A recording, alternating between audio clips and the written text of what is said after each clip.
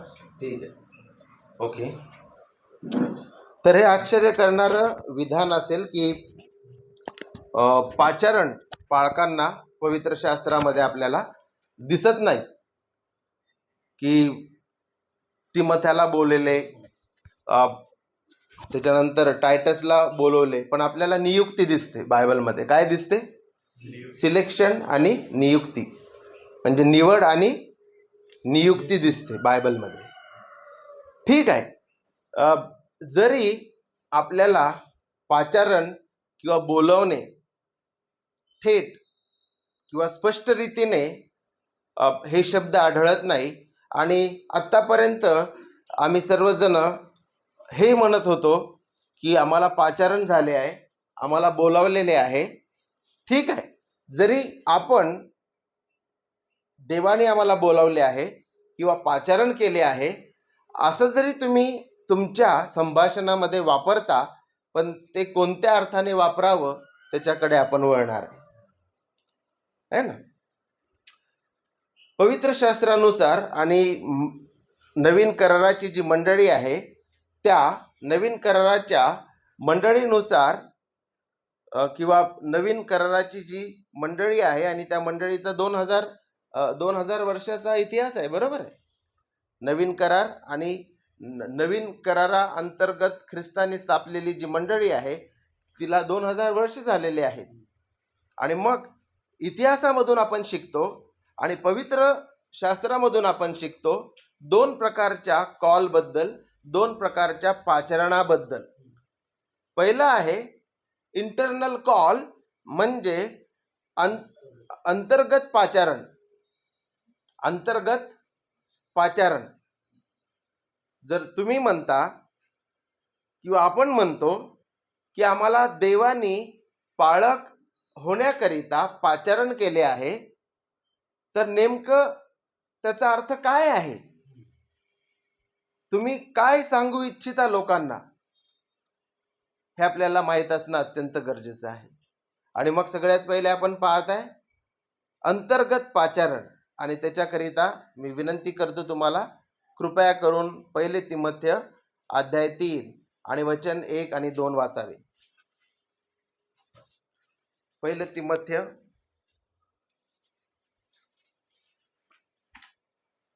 अध्याय 3 आणि वचन 1 व 2 आपण वाचूया. कोणी अध्यक्षाचे काम करू पाहतो तर तो चांगल्या कामाची आकांक्षा देतो.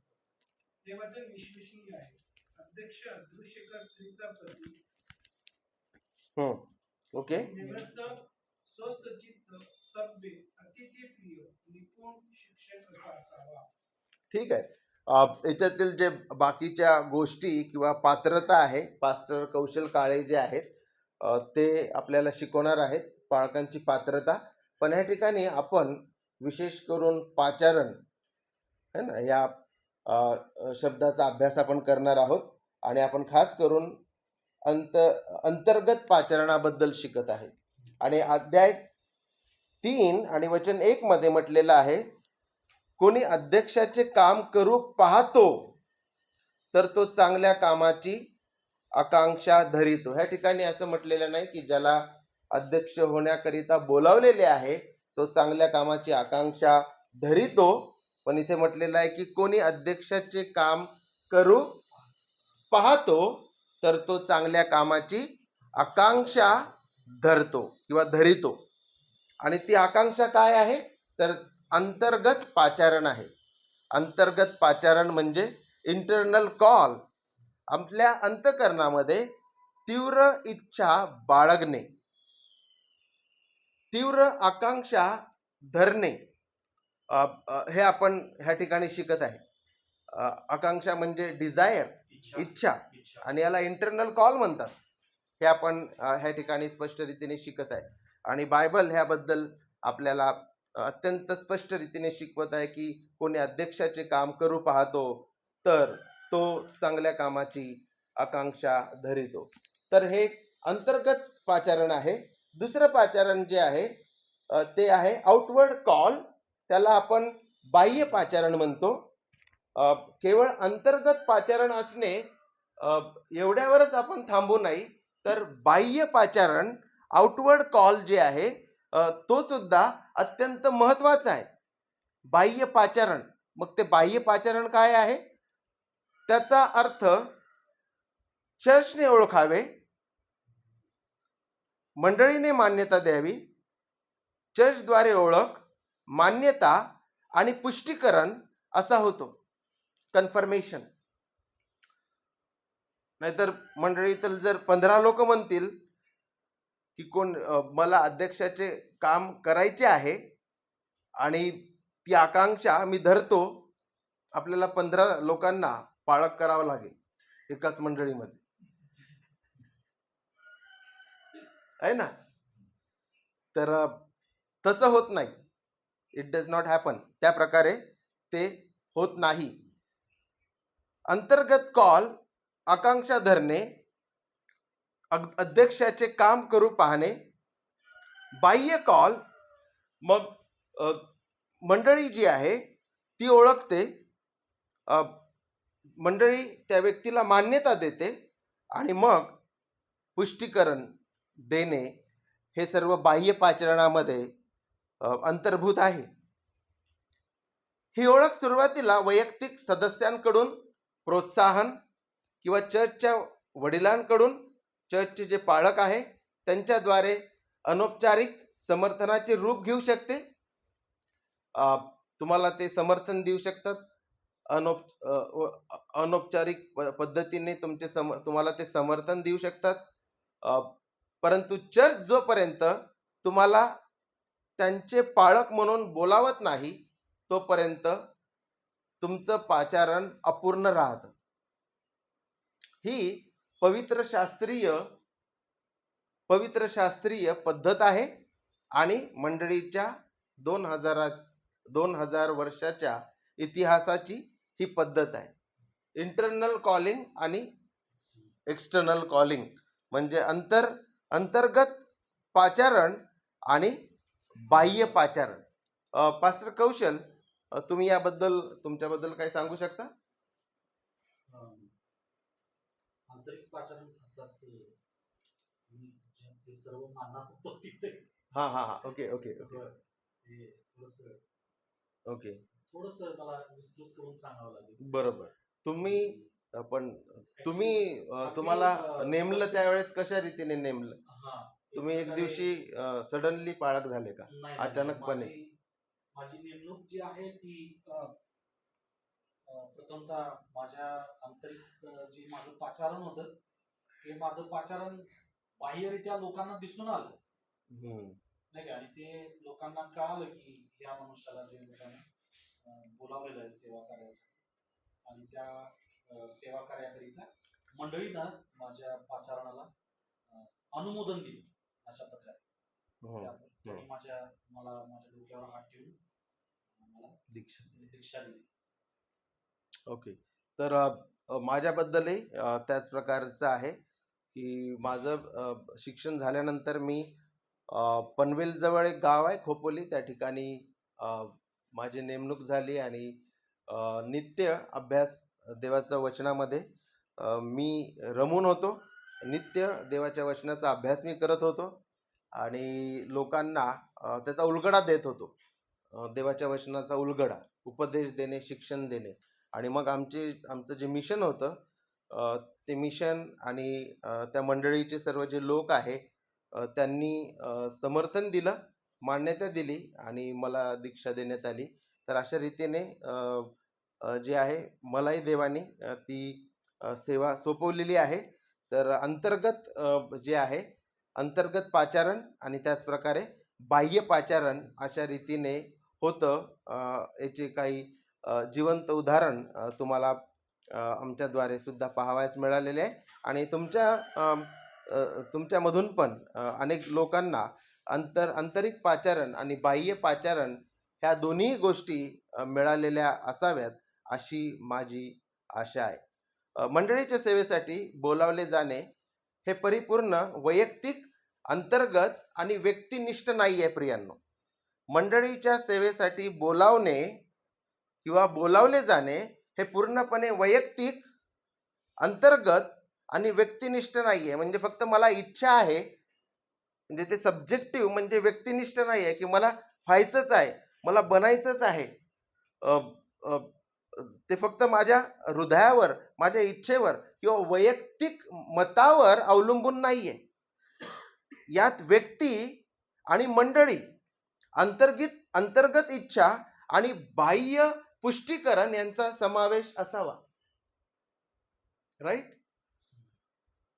म्हणजे अंतर्गत इच्छा देवबापांनी आम्हाला दिलेली आहे. बऱ्याच लोकांना ती खरी इच्छा दिलेली आहे देवाने, पण बऱ्याच लोकांना बरेच लोक जे आहे ती इच्छा चुकीच्या गोष्टींसाठी बाळगतात आणि मग मंडळी जी आहे अनेकदा पुष्टीकरण देत नाही, मान्यता देत नाही की ह्या व्यक्तीने वडील व्हावं किंवा अध्यक्षाचे काम पाहावे किंवा पालकाचे काम पाहावे. आणि म्हणून मंडळीची सेवेसाठी बोलावणे, पाचारण करणे हे पूर्णपणे वैयक्तिक, अंतर्गत आणि व्यक्तिनिष्ठ नाही आहे. यात व्यक्ती आणि मंडळी, अंतर्गत इच्छा आणि बाह्य पुष्टीकरण याचा समावेश आहे. मनुष्य स्वयंघोषित पाळक होऊ शकत नाही प्रियांनो. हे बायबल व मंडळीचा इतिहास शिकविते. स्वयंघोषित पाळक की आज मी मुंबईला गेलो एका सभेमध्ये आणि उद्या लगेच पाळक झालो, हे बायबल प्रमाणे किंवा मंडळीचा जो इतिहास आहे त्याप्रमाणे नाही है ना. पौलाला पण आपण पाहतो की त्याचं तारण झालं, तो हनन्या याला भेटला. त्याच्यानंतर कितीतरी वर्ष, जवळपास 10 वर्षापेक्षा अधिक काळ जो आहे गेलेला होता आणि त्यानंतर त्याला अंतुकिया ह्या ठिकाणी बोलवलेलं आहे. त्याचं जीवन, त्याचा आवेश, सुवार्ता देण्याचा त्याचा आवेश, पवित्र शास्त्राचा उलगडा करण्याचा त्याचा आवेश, लोकांची भेट घेणे, काळजी, ह्या सर्व गोष्टी पाहून मग अंतुकियाच्या मंडळीने काय केलं? बर्नबास आणि पौल त्यांच्या डोक्यावर हात ठेवले. आणि म्हणून की मी कुठेतरी गेलो आणि कोणीतरी सांगितलं आणि दुसऱ्या दिवशी किंवा पुढच्या हप्त्यात मी डायरेक्ट माझ्या घराच्या पाठीवर रेव्हरंट, डॉक्टर, पाळक, बिशप, हे असं होत नाही. हे पवित्र शास्त्राच्या विरुद्ध आहे आणि 2000 वर्षाचा जो मंडळीचा इतिहास आहे त्याच्या सुद्धा विरुद्ध आहे. आणि म्हणून आंतरिक कॉल म्हणजे आंतरिक पाचारण आणि बाह्य पाचारण हे दोन्ही अत्यंत महत्वाचे आहे. आणि त्यामुळं स्वयंघोषित पाळक हे धोक्याचे ठरतात. ते मनमानी करतात, वचनाला पायाखाली तुडवू शकतात, मंडळीला पाहिजे तसा ते वापर करू शकतात, कारण की ते कोणालाही जबाबदार राहण्याची त्यांची इच्छा नसते. ते उत्तरदायी नसतात कोणालाही आणि पाहिजे तसं ते वागू शकतात, पाहिजे तसा भ्रष्टाचार ते करू शकतात, पाहिजे तसं मंडळीत ते जुलूम, जबरदस्ती करू शकतात. आणि म्हणून स्वयंघोषित पाळक आपल्याला पवित्र शास्त्रामध्ये कुठेही आढळत नाही. सर्व जे सेवक आहेत ते मंडळीला अधीन होते, ते जबाबदार होते आणि आपण शिकतो की ते उत्तरदायी आहेत, हे आपल्याला शिकावयास मिळतं. बायबल प्रशिक्षण करून सुद्धा पाळकीय आकांक्षा, अनेक लोक पाळकीय आकांक्षा धरू शकत नाही बायबल प्रशिक्षण करून सुद्धा. आणि प्रत्येकाने बायबलची डिग्री घेतली याचा अर्थ असा नाही की ते पाळकीय सेवा करू शकतील. कारण की इथे काय सांगितलेलं आहे, पौल काय म्हणतो? कोणी अध्यक्षाचे काम करू पाहतो तर तो चांगल्या कामाची आकांक्षा धरितो. बरेच लोक बायबलचा अभ्यास करून सुद्धा ह्या चांगल्या कामाची आकांक्षा धरू शकत नाही किंवा धरत नाही. तर केवळ बायबलचं प्रशिक्षण करून सुद्धा पाळकीय इच्छा पाळक व्हावे ही इच्छा त्यांच्यामध्ये उमजत नाही, ती आकांक्षा ते धरू शकत नाही किंवा धरत नाही. पाळकीय सेवा करू शकत नाही. बायबलचे प्रशिक्षण पूर्णपणे पुरेसे नाही व आवश्यक कारण नाही की तुम्ही पाळक बनावे. It is not sufficient and necessary that you should be pastor after completion of your degree. Is it clear? हे तुम्हाला समजत आहे की बायबलचे प्रशिक्षण 1 वर्षाचे 3 वर्षाचे झाल्यावर ग्रॅज्युएशन झाल्यावर तो व्यक्ती पाळकच व्हावा असा नियम कुठेही बायबलमध्ये दिलेला नाही. What is important? काय महत्वाचं आहे? कोणी अध्यक्षाचे काम करू पाहतो तर तो चांगल्या कामाची आकांक्षा धरितो. हे महत्वाचं आहे. This is very important. हे महत्वाचं आहे. बायबलचा अभ्यास अनेक लोक आपल्या आत्मिक उन्नतीकरिता करतात, कुटुंबामध्ये पत्नीला शिकवण्यासाठी करतात, लेकरांचं पालन पोषण करण्याकरिता करू शकतात, लहानसा वर्ग घेऊ शकतात, ते संडे स्कूलला शिकू शकतात. बायबलचा वर्ग किंवा बायबल प्रशिक्षण केल्यानंतर पाळकच व्हावा असा कोणताही नियम मंडळीचा इतिहास देत नाही किंवा नवीन करार सुद्धा देत नाही. पण बायबलचा अभ्यास करणं हे काय होईल? त्याला आपण काय म्हणू शकतो? Feather in the cap. चांगलं राहील जर एखादा व्यक्तीला अध्यक्षाचे काम करायचे आहे, तो चांगली आकांक्षा धरितो आणि त्या व्यक्तीने जर बायबलचा अभ्यास केला तर नक्कीच ते काय होईल? उपयुक्त होईल, उपयुक्त ठरल. तुम्हाला लक्षात येत आहे सिक्वेन्स? म्हणजे बायबलचं प्रशिक्षण केल्यामुळं कोणी पाळक नाही होत किंवा त्याच्यामध्ये ती आकांक्षा धरत नाही, ती तीव्र इच्छा तो बाळगत नाही. तर कोणी अध्यक्षाचे काम करू पाहतो तर तो चांगल्या कामाची आकांक्षा धरितो आणि त्या व्यक्तीने जर बायबलचा अभ्यास केला तर ते काय होईल? त्याला काहीतरी म्हणतात सोने पे सुहागा, असं काहीतरी मराठीत त्याला आपण काय म्हणू शकतो? ते उत्तम राहील, उत्तम राहील. मला असं वाटतं हे तुम्हाला कळत आहे. तर आपण त्याला ती ऑर्डर किंवा ती जी रचना आहे ती उलटी करू नये की बायबलचं प्रशिक्षण घेतलेल्या प्रत्येक व्यक्तीने पाळकच झाले पाहिजे, असं नाहीये. जो अध्यक्ष होऊ पाहतो, पाळक होऊ पाहतो, ज्याच्यामध्ये तीव्र इच्छा आहे, जो आकांक्षा धरितो आणि त्यांनी ते प्रशिक्षण केलं तर मंडळीकरिता, सेवेकरिता ते काय होईल? अत्यंत लाभदायक होईल.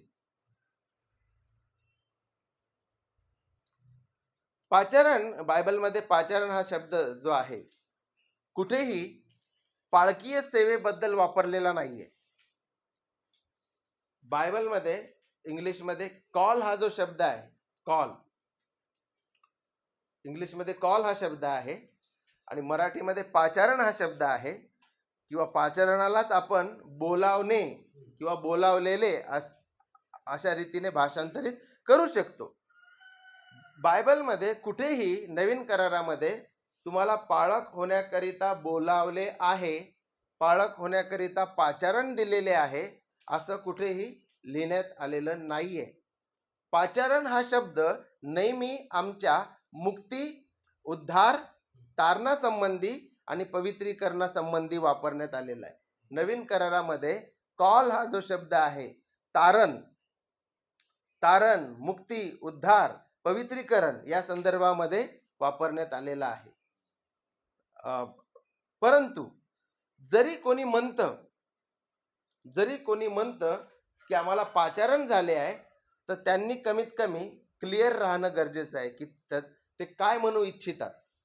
ठीक आहे, ह्या ठिकाणी आम्ही हे शिकवत नाही की तुम्ही आम्हाला पाचारण झाले आहे, देवाने आम्हाला पाळकीय सेवेसाठी बोलावलेले आहे, हे वाक्य पूर्णपणे तुमच्या ख्रिस्ती जीवनामधून काढून टाका, अशा प्रकारे मी सांगत नाहीये. पण जे योग्य शिक्षण आहे की पाचारण हा शब्द नेहमी उद्धार, मुक्ती, तारण, पवित्रीकरणाबद्दलच वापरलेला आहे.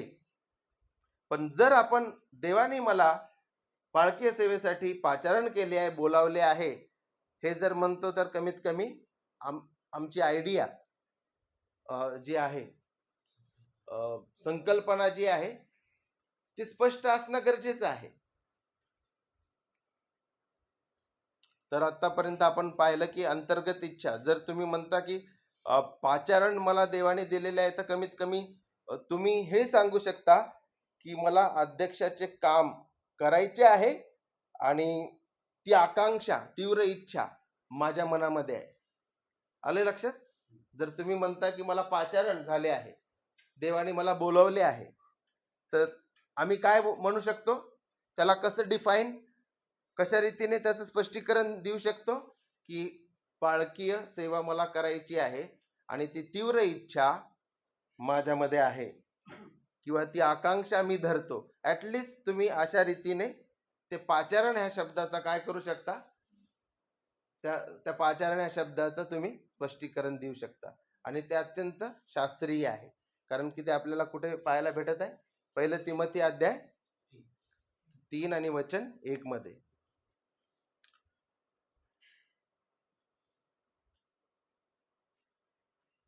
देवाकडून होणारे हे जे पाचारण आहे ते स्पष्ट असते. जर आपण हे कार्य करावे अशी देवाची इच्छा असेल तर तो स्पष्टपणे, खात्रीपूर्वक दाखवितो. देव अस्पष्ट, अनिश्चित कार्य करीत नाही. जर प्रभूनी आपल्याला नियुक्त करावी ही त्याची जर इच्छा आहे, तर तो नक्कीच मंडळीच्या जीवनामध्ये सुद्धा कार्य करेल, त्यांचे अंतचक्षु उघडेल, त्यांची नजर तुमच्यावर पडेल आणि ते तुम्हाला मान्यता देतील आणि ते तुम्हाला समर्थन देतील पाळकीय सेवेसाठी. आलं लक्षात? हे अत्यंत महत्वाचं आहे. डॉक्टर मार्टिन लॉयड जोन्स जे आहेत, ते अत्यंत त्यांच्या काळामधील फेमस आणि चांगले डॉक्टर होते, वैद्य होते. London, right? इंग्लंड हा जो देश आहे त्यामध्ये ते जे आहे वैद्य होते, डॉक्टर होते. आणि ते म्हणतात की देवाने माझी पकड घेतली, मला बाहेर आणले आणि त्याच्या कामासाठी वेगळे केले. देव अस्पष्ट कार्य करत नाही आणि त्यांना त्यांच्या मंडळीने समर्थन दिले आणि मान्यता सुद्धा दिलेली आहे. पाळकीय सेवेमध्ये जाण्याआधी, मंडळीसोबत आपलं ऐक्य होण्याआधी, ख्रिस्तासोबत आपलं ऐक्य होणं अत्यंत गरजेचं आहे. ख्रिस्तासोबत आपली संयुक्तता होणं अत्यंत गरजेचं आहे. ख्रिस्तासोबत आपली सहभागिता होणे अत्यंत गरजेचे आहे. आणि हे आपल्याला 1 कोरिन्थिकरास अध्याय 1 आणि वचन 1 कोरिन्थिकरास अध्याय 1 आणि वचन 9 मध्ये जे आहे पाहावयास मिळतं. 1 कोरिन्थिकरास अध्याय 1, येस वाचत आहात. पुत्र येशू ख्रिस्त आपला प्रभू त्याच्या सहभागीपणात तुम्हाला बोलावे, तो देव विश्वसनीय आहे. धन्यवाद. प्रत्येक जे पाळक आहे, सेवक आहेत, प्राथमिकपणे त्यांची सहभागिता, त्यांचं ऐक्य, त्यांची संयुक्तता प्रभू येशू ख्रिस्तासोबत होणे गरजेचे आहे. जर आपली सहभागिता, आपलं ऐक्य आपण ख्रिस्तासोबत जर संयुक्त नसू, तर आपण त्याच्या शरीरासोबत कधीही संयुक्त होऊ शकणार नाही. कारण की पवित्र शास्त्रामध्ये सांगितलेलं आहे की ख्रिस्त हा दाखलता आहे, बरोबर आहे, आणि आपण सर्व फाटे आहोत. तो मस्तक आहे आणि मंडळी शरीर आहे. आणि म्हणून ख्रिस्तासोबतचं ऐक्य, संयुक्तता आणि सहभागिता गरजेची आहे. अनेकदा लोक फार गडबडीने त्या ठिकाणी जागा रिकामी आहे म्हणून एखाद्या मंडळीवर, एखाद्या व्यक्तीला अगदी बेजबाबदारपणे त्या व्यक्तीचे सिलेक्शन करून, निवड करून त्याला त्या ठिकाणी नेमण्यात येते आणि ते जे निवड मंडळ असतं सिलेक्शन कमिटी कोणत्याही प्रकारे आत्मिक गोष्टींचा विचार करत नाही की ह्या व्यक्तीची सहभागिता, ह्या व्यक्तीचे ऐक्य, ह्या व्यक्तीची संयुक्तता प्रभू येशू ख्रिस्तासोबत आहे का, याला सुवार्ता ठाऊक आहे का, ही व्यक्ती तारलेली आहे का, ह्या कोणत्याही गोष्टींचा विचार न करता जी निवड मंडळ असतं ते त्या ठिकाणी जागा रिकामी आहे म्हणून कोणाला तरी त्या ठिकाणी नियुक्त करायचं आहे, अत्यंत बेजबाबदारपणे त्या ठिकाणी कोणाची निवड करून ती रिकामी जागा ते भरतात. बऱ्याच वेळेस पाळकीय सेवेमध्ये बायबलमध्ये दिलेले जे क्रायटेरिया आहेत, जे प्रमाण आहे, ते पायाखाली तुडवले जातात, त्याच्याकडे लक्ष दिले जात नाही आणि फक्त हे पाहतात की ह्या व्यक्तीला गिटार वाजवता येतं का, ह्या व्यक्तीला कीबोर्ड वाजवता येतो का, हा लोकांचं करमणूक करणारा आहे का. आणि बायबलमध्ये तुम्हाला ह्या गोष्टी कुठेही आढळत नाही. प्रियांनो, त्या व्यक्तीला गिटार वाजवता आले नाही तरी चालेल, त्याला सिंथेसायझर वाजवता आले नाही तरी चालेल, तो करमणूक करणारा नसेल तरी चालेल, पण तो विश्वासू असणं गरजेचं आहे. कारण की बायबलमध्ये कुठेही आपल्याला हे काय दिलेलं नाहीये, पाळकाचं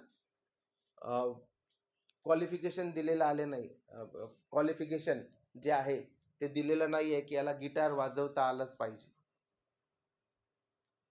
जर त्याला ह्या सर्व गोष्टी येत असतील, वाद्य वाजवता, प्रभूची स्तुती असो, अजून चांगल्या रीतीने कार्य होऊ शकतं.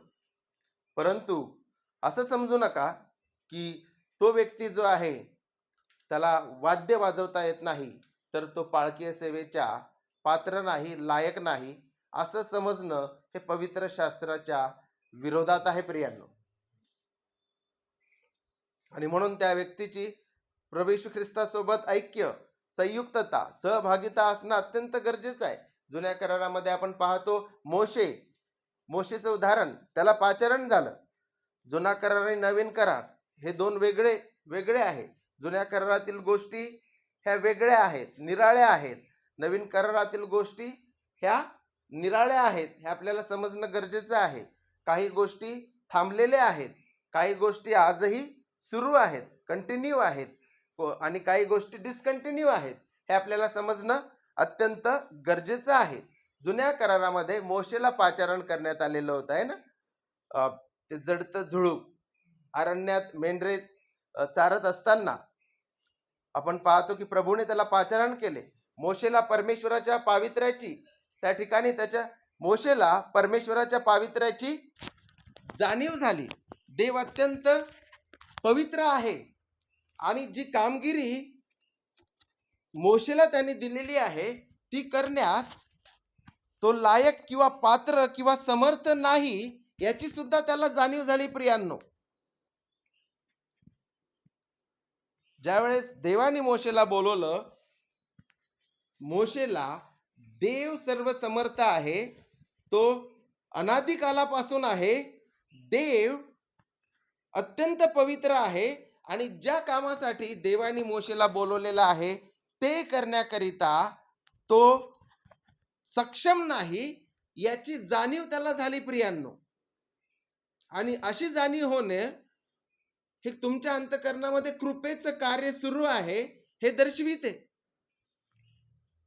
मी देवाच्या सेवेसाठी सक्षम नाही, लायक नाही, देव अत्यंत पवित्र आहे आणि मी अत्यंत कमजोर आहे, अशा प्रकारचा जो विचार आहे प्रियांनो, हा शास्त्रीय आहे आणि देव तुमच्या अंतःकरणामध्ये त्याच्या कृपेचं कार्य करत आहे आणि तुम्हाला नम्र करत आहे. हे त्याचं प्रतीक किंवा प्रदर्शन आहे की आम्ही म्हणतो की आम्ही देवाची सेवा करण्यास सक्षम नाही. समजलं? यशया जो आहे, यशया देवाला सिंहासनावर बसलेला पाहतो, बरोबर? जे स्वर्गदूत आहेत ते स्वर्गदूत त्याची उपासना त्या ठिकाणी करत आहे आणि दोन गोष्टी आपल्याला पाहावयास मिळतात. पहिले तर यशयाला परमेश्वर किती महान, किती अद्भुत, किती धन्य आणि किती पवित्र देव आहे हे कळाले.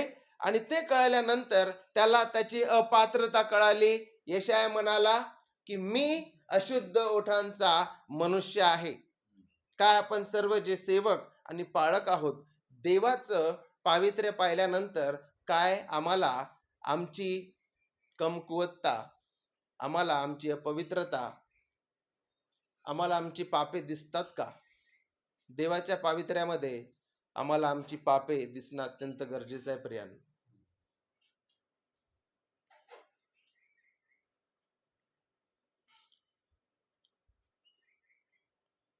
यशायाने परमेश्वराला सिंहासनावर बसलेला पाहिला की तो सेनाधीश राजा आहे, महान आहे आणि पवित्र आहे. ते कळल्यानंतर त्याच्या पावित्र्याच्या प्रकाशामध्ये त्याला त्याची घाण दिसली, त्याला त्याची अशुद्धता दिसली. आणि आपण जे पाळक वर्ग, जे आपण सेवेमध्ये आहे, काय देवाचं पावित्र्य, देवाला सिंहासनावर आपण पाहतो का? काय आपण त्याचं पावित्र्याकडे आपण आपलं लक्ष लावतो का? आणि काय त्याच्या पावित्र्याच्या प्रकाशामध्ये काय आम्हाला आमची पापे दिसतात का? याच्या उलट आपण पाहतो प्रियांनो की आम्ही सांगण्याचा प्रयत्न करतो की मी शक्तिशाली पाळक आहे, मी सामर्थ्यशाली पाळक आहे, मी अत्यंत बलवान आहे, मी शक्तिमान आहे, मी सुपरमॅन आहे. आज आपण पाहतो की परिस्थिती काय आहे? उलट आहे.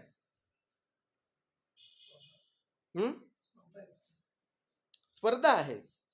पण देवाला पाहिल्यानंतर, देवाचं पावित्र्याच्या प्रकाशामध्ये यशाया म्हणतो की मी अशुद्ध ओठांचा मनुष्य आहे.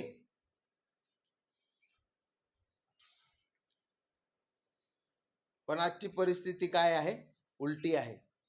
आपण म्हणतो की मी एका मैदानावर एका मीटिंग मध्ये गेलो आणि देवाने मला बोलवलं आणि मी महान आहे, मी शक्तिशाली आहे, मी बलवान आहे, मेरे पास ये है, मेरे पास वो है, माझ्या हातात सामर्थ्य आहे.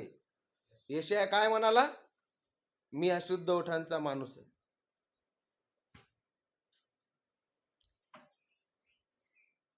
आणि देवाला त्या सिंहासनावर बसलेलं पाहिल्यानंतर आणि देवाचं पावित्र्य त्याला समजल्यानंतर तो म्हणतो की मी इथे आहे, मला पाठव. आलं लक्षात? तो इमोशनल होऊन म्हणत नाही की मला पाठव.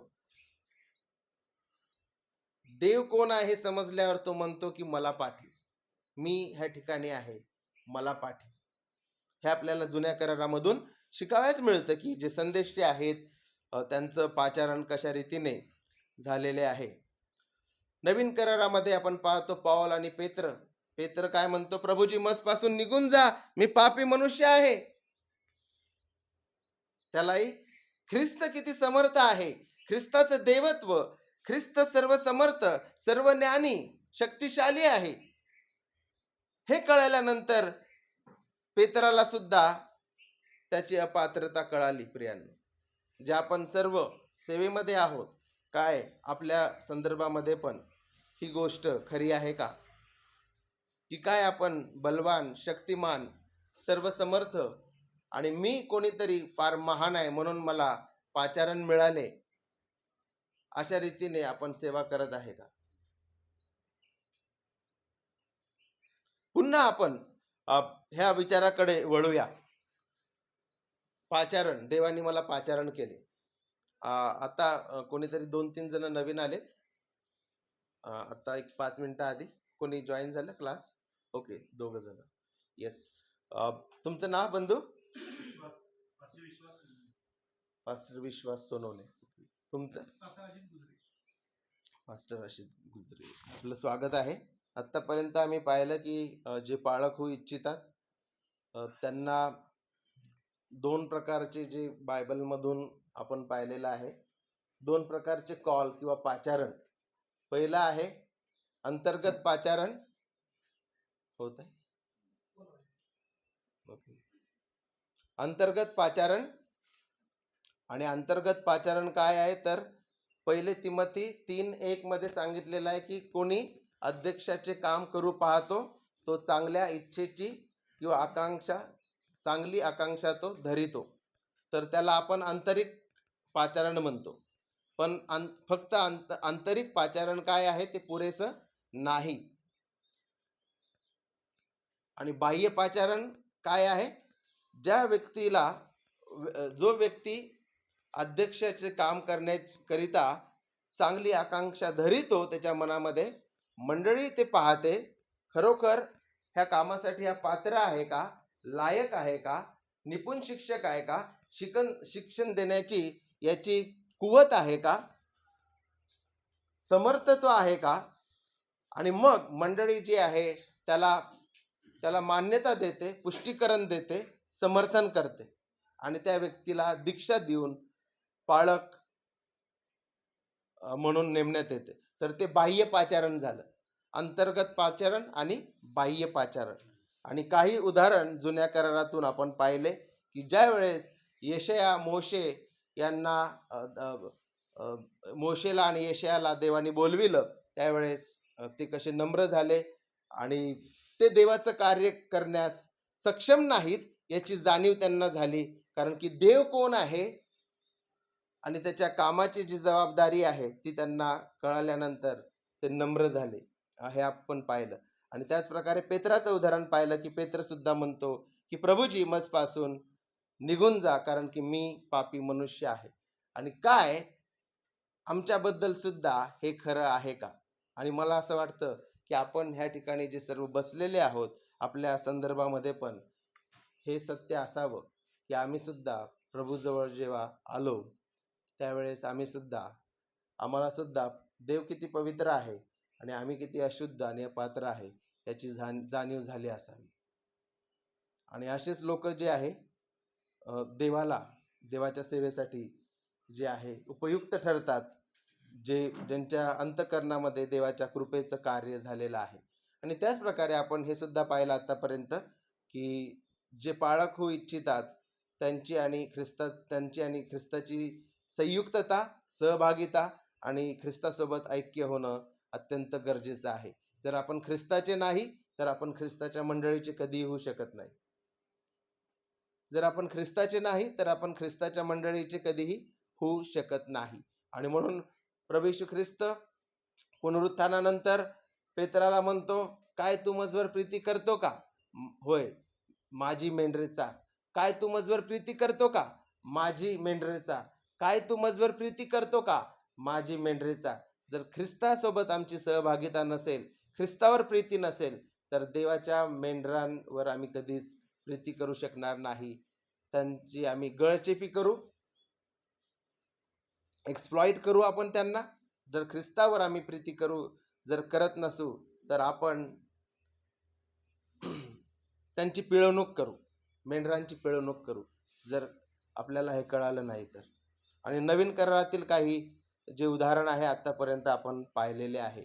पुन्हा आपण ह्या विचाराकडे वळूया. जर आपण म्हणतो की देवाने मला सेवेसाठी बोलाविले आहे किंवा पाचारिले आहे, तर आपण काय म्हणावे की माझी इच्छा आहे की मी पाळक बनावे. पाचारण होणे म्हणजे नेमकं काय की माझी इच्छा आहे की मी पाळक बनावे, मी पाळकीय सेवेकरिता पात्र आहे. तुम्ही जर म्हणता की देवाने मला पाचारण दिले आहे, पाळकीय सेवेसाठी मला बोलविलेले आहे, तर तुम्ही काय म्हणता? देवाने मला पाचारिले आहे, देवाने मला सेवेकरिता बोलाविलेले आहे. माझी इच्छा आहे की मी पाळक बनावे, मी पाळकीय सेवेकरिता पात्र आहे, मी पाळक व्हायला हवे, मी एक पाळक असावा. ह्या सर्व गोष्टी तुम्ही सांगता. ज्यावेळेस तुम्ही सांगता की पाळकीय सेवेकरिता मला पाचारण मिळालेले आहे, देवाने मला बोलावलेले आहे, तर ह्या सर्व गोष्टींचा त्याच्यामध्ये काय आहे? समावेश आहे. माझी इच्छा आहे की मी पाळक बनावे, मी पाळकीय सेवेकरिता पात्र आहे, मी पाळक व्हायला हवे, मी एक पाळक असावा. सेवक, आणि लक्षात घ्या की पाळकीय सेवा ही देणगी आहे प्रियांनो, ही मागणी नाही आहे. Pastoral ministry is the gift. पाळकीय सेवा एक वरदान आहे, एक देणगी आहे. फक्त याला एक संधी म्हणून पाहू नका कि ठीक है अभी कारखाना बंद हो गया, कल से मैं पास्टर बनता.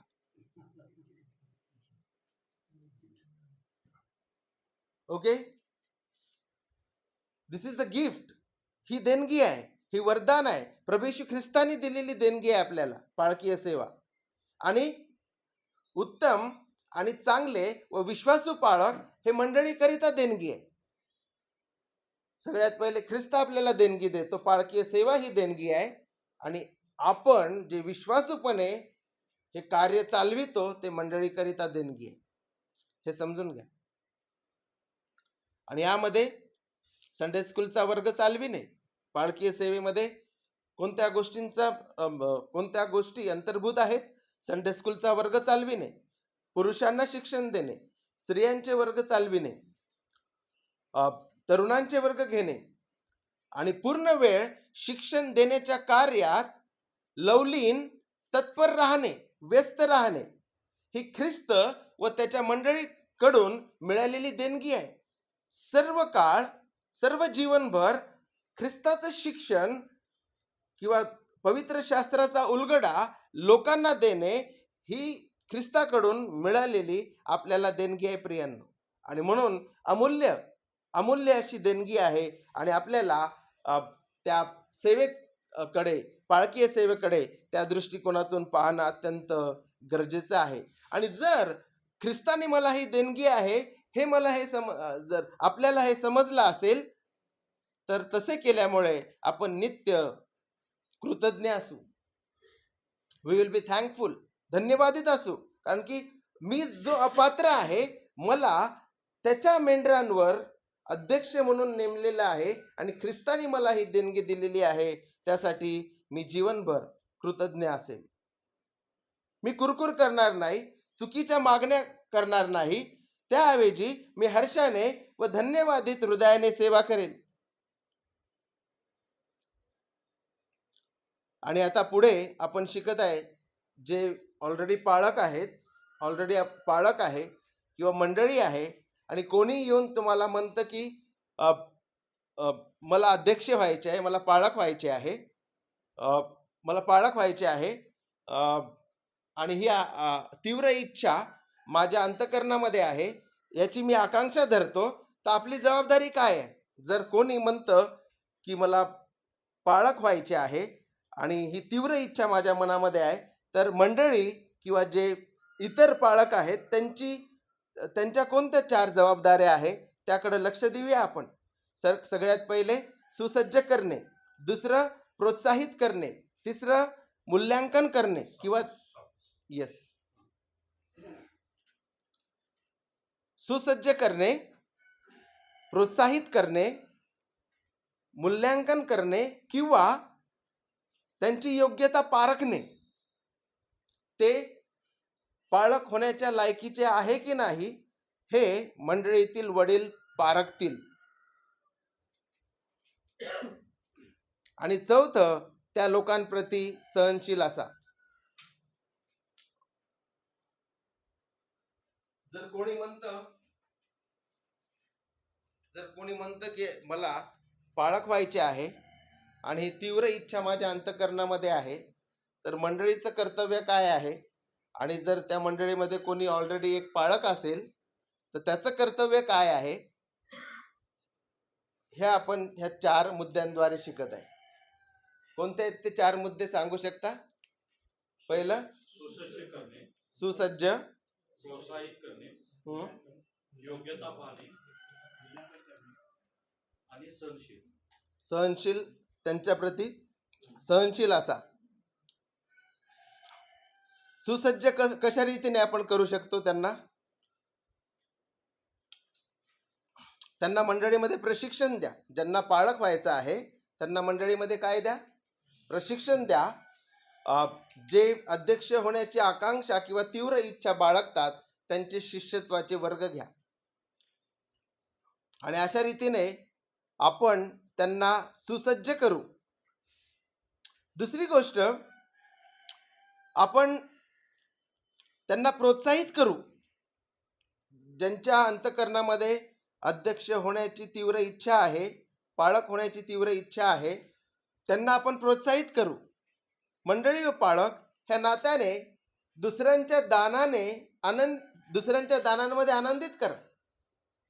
देवाने दुसऱ्यांना जे दान दिलेले आहे, आत्मिक दान, त्यांच्या दानांचा उपयोग करा. त्यांच्या दानांसाठी देवाला धन्यवाद द्या आणि त्यांच्या दानांसाठी आनंद करा. प्रियांनो,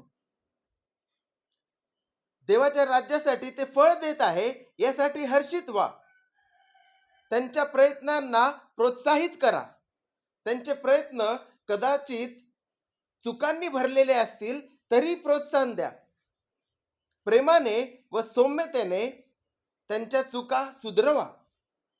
पुढील काही महिन्यांमध्ये त्यांना सुद्धा कॉटेज प्रेयर मीटिंगमध्ये किंवा कोणत्या तरी सभेमध्ये किंवा तुमच्या मंडळीमध्ये जर 2 उपदेश होत असतील तर काही काळानंतर त्यांचे शिष्यत्वाचे वर्ग झाल्यानंतर त्यांना उपदेश देण्याची किंवा सेवेची संधी द्या. सेवा करण्याची संधी उपलब्ध करून द्या.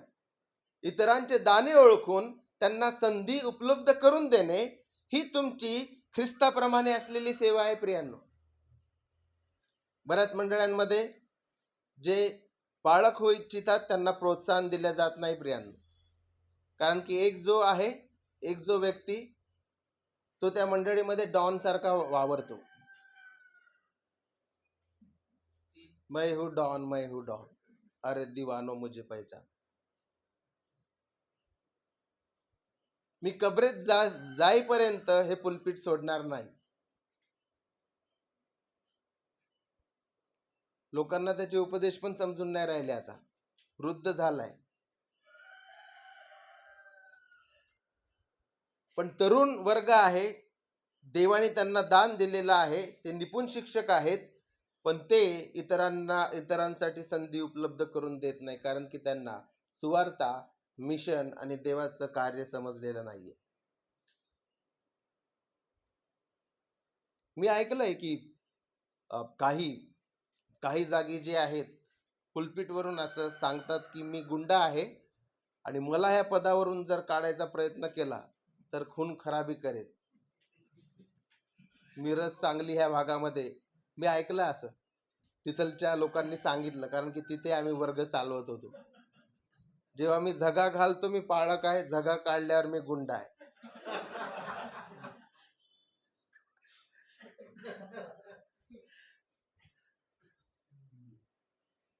अत्यंत लाजिरवाणी गोष्ट आहे. Shameful thing for that particular person. आणि आपल्यामध्ये तशी वृत्ती नसावी प्रियांनो, कारण की आपल्याला ठाऊक झालं की पाळकीय सेवा ही देणगी आहे, ही डिमांड नाहीये. आणि म्हणून आपण इतरांचे जे दान आहेत त्यांच्यामध्ये आनंद करतो, त्यांना संधी उपलब्ध करून देतो. तर जे लोक आहेत जे म्हणतात की अध्यक्षाचे काम मी करू इच्छितो आणि ही आकांक्षा मी धरितो, तर त्यांच्याप्रती आपण काय करतो? त्यांना आपण सुसज्ज करतो. ही प्रभू येशू ख्रिस्ताप्रमाणे आपली सेवा आहे. प्रभू येशू ख्रिस्ताने सुद्धा इतरांना सुसज्ज केलं, बरोबर आहे.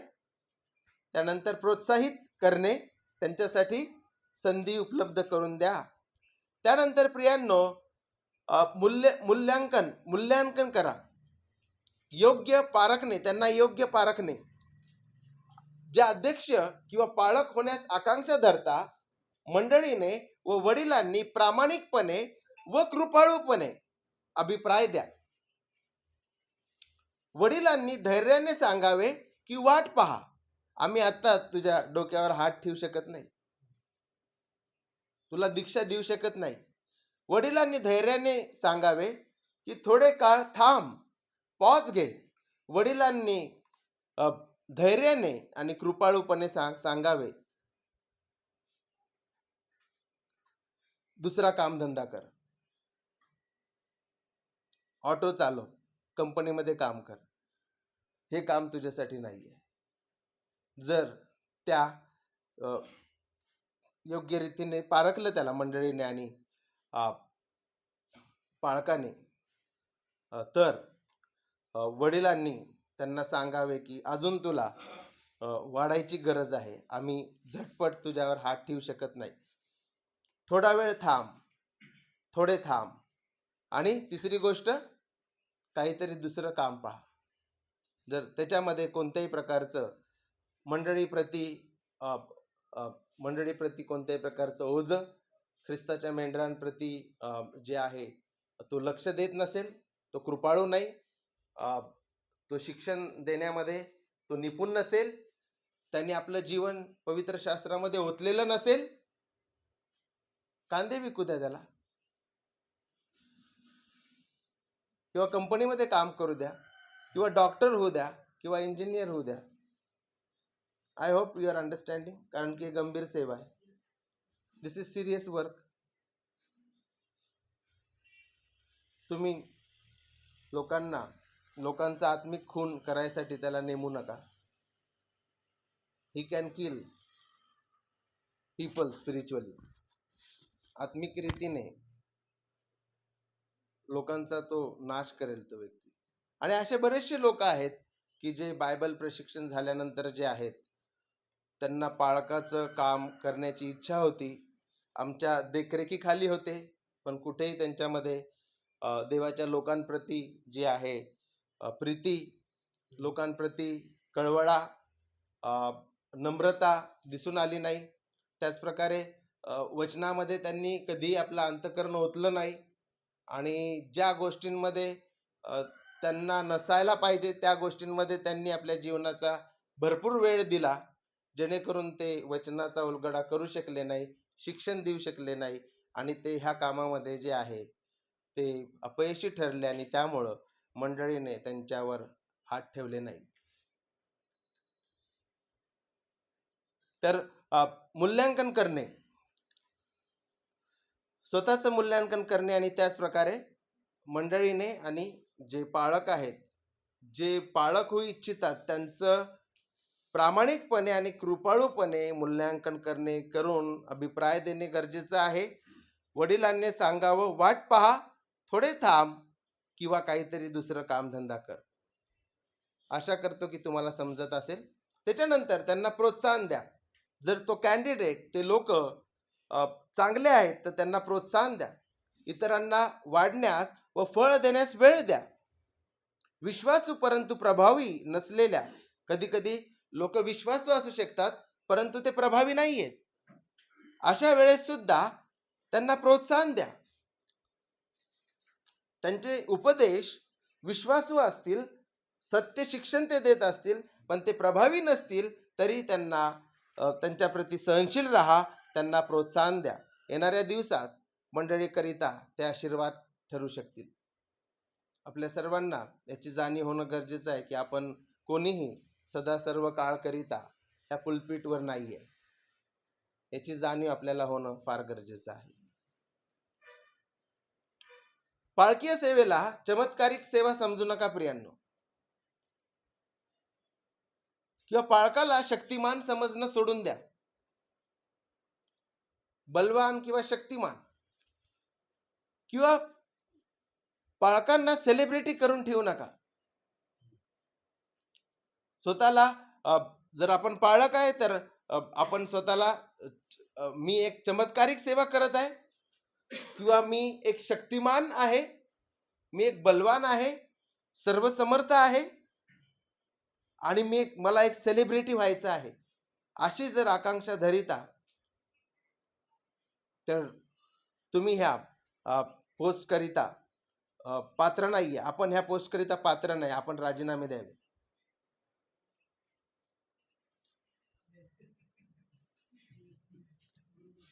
जर सेलिब्रिटी पाळकांची आपल्याला माहिती आहे की आज खूप फॅड आहे.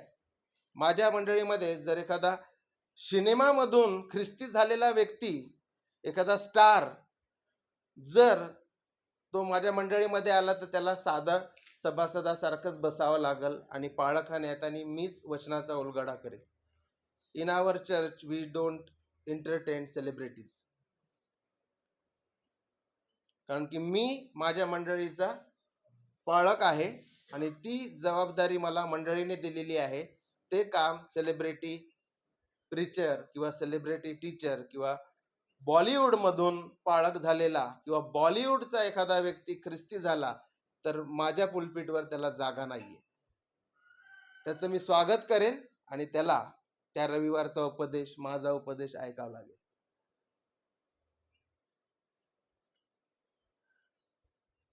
आपण वेडे झालेले आहोत बॉलिवूड मधून आलेल्या लोकांसाठी. काय वेगळं आहे त्यांच्यामध्ये? त्यांचं जीवनशैली जर तुम्ही जाऊन पाहाल तर तुमच्यापैकी तुमचं जीवनशैली कितीतरी चांगल्या रीतीने, पण फक्त ते मोठ्या पडद्यावरून आलेले आहेत आणि त्यांच्या सभेला हजारो लोक राहतात म्हणून आपण वेडे होऊन जातो.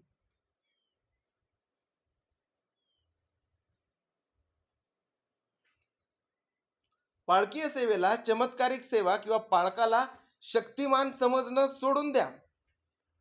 मंडळीला सेलिब्रिटी पास्टर नको, एक विश्वासू पाळक हवाय प्रियांनो.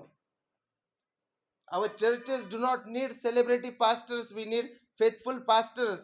विश्वासू पाळक जो वचनाचा उलगडा करेल, ख्रिस्ताच्या मंडळीकरिता झटेल, अशा विश्वासू व्यक्तीची मंडळीला गरज आहे.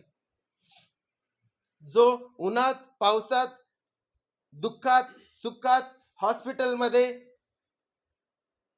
अंत्यविधीच्या वेळेस लग्नामध्ये त्या ठिकाणी समस्या आल्या असता त्या ठिकाणी जो उभा राहतो आणि देवाच्या वचनातून त्यांना चारतो, अशा विश्वासू माणसाची गरज आहे. सेलिब्रिटीची गरज नाहीये. तुम्हाला कळत आहे पाळकीय सेवा काय आहे? हे मोठे खूप प्रसिद्ध लोक सिनेमामधून आलेले आहेत. त्यांची गरज नाहीये. आपल्या स्थानिक मंडळीला एका विश्वासू पाळकाची गरज आहे. मी कोणाचे नाव नाही घेत, पण आपण वेडे झालेले आहोत. आपल्या ख्रिस्ती जगतामध्ये स्थानिक पाळकाला किंमत नाहीये, पण ते आले की तुम्ही म्हणजे त्यांचे जर बूट चाटायला लावले तरी आपले लोक चाटू शकतील. पण जो माणूस तुमच्या अंत्यविधीसाठी आहे, तुमच्या दुःखात आहे, लोक मरत असताना तिथे तो उपस्थित असतो, तो जो व्यक्ती तुमच्या लग्नामध्ये जे संघर्ष आहेत त्याच्यासाठी तो प्रार्थना करतो आणि तुमचा समेट करतो, तुम्हाला विश्वासूपणे देवाचं वचन चारतो, त्या व्यक्तीची गरज आहे आपल्या मंडळीला.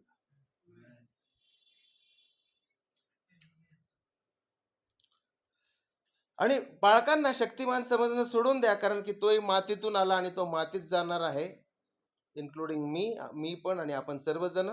तो सुद्धा भ्रष्ट आहे, पापी स्वभाव त्याच्यामध्ये आहे. त्याला सुद्धा एकाच तारणाऱ्याची गरज आहे. जितकी मंडळीला ख्रिस्ताची गरज आहे तेवढीच त्यालाही गरज आहे. त्याचा ख्रिस्त वेगळा नाही आहे प्रियांनो. आणि जे बसलेले असतात रविवारी त्यांचा ख्रिस्त वेगळा नाहीये. जो आत्मा तुमच्यामध्ये संचारित आहे तोच आत्मा त्या पाळकामध्ये सुद्धा आहे. जो बाप्तिस्मा त्याने घेतला आहे तोच बाप्तिस्मा त्याने सुद्धा घेतलेला आहे. जी आशा मला लाभलेली आहे तीच आशा तुम्हाला सुद्धा लाभलेली आहे. तुमच्यासाठी काही वेगळा स्वर्ग नाहीये आणि पाळकासाठी काही वेगळा स्वर्ग नाहीये. ओके, त्यांचा आहे दावी.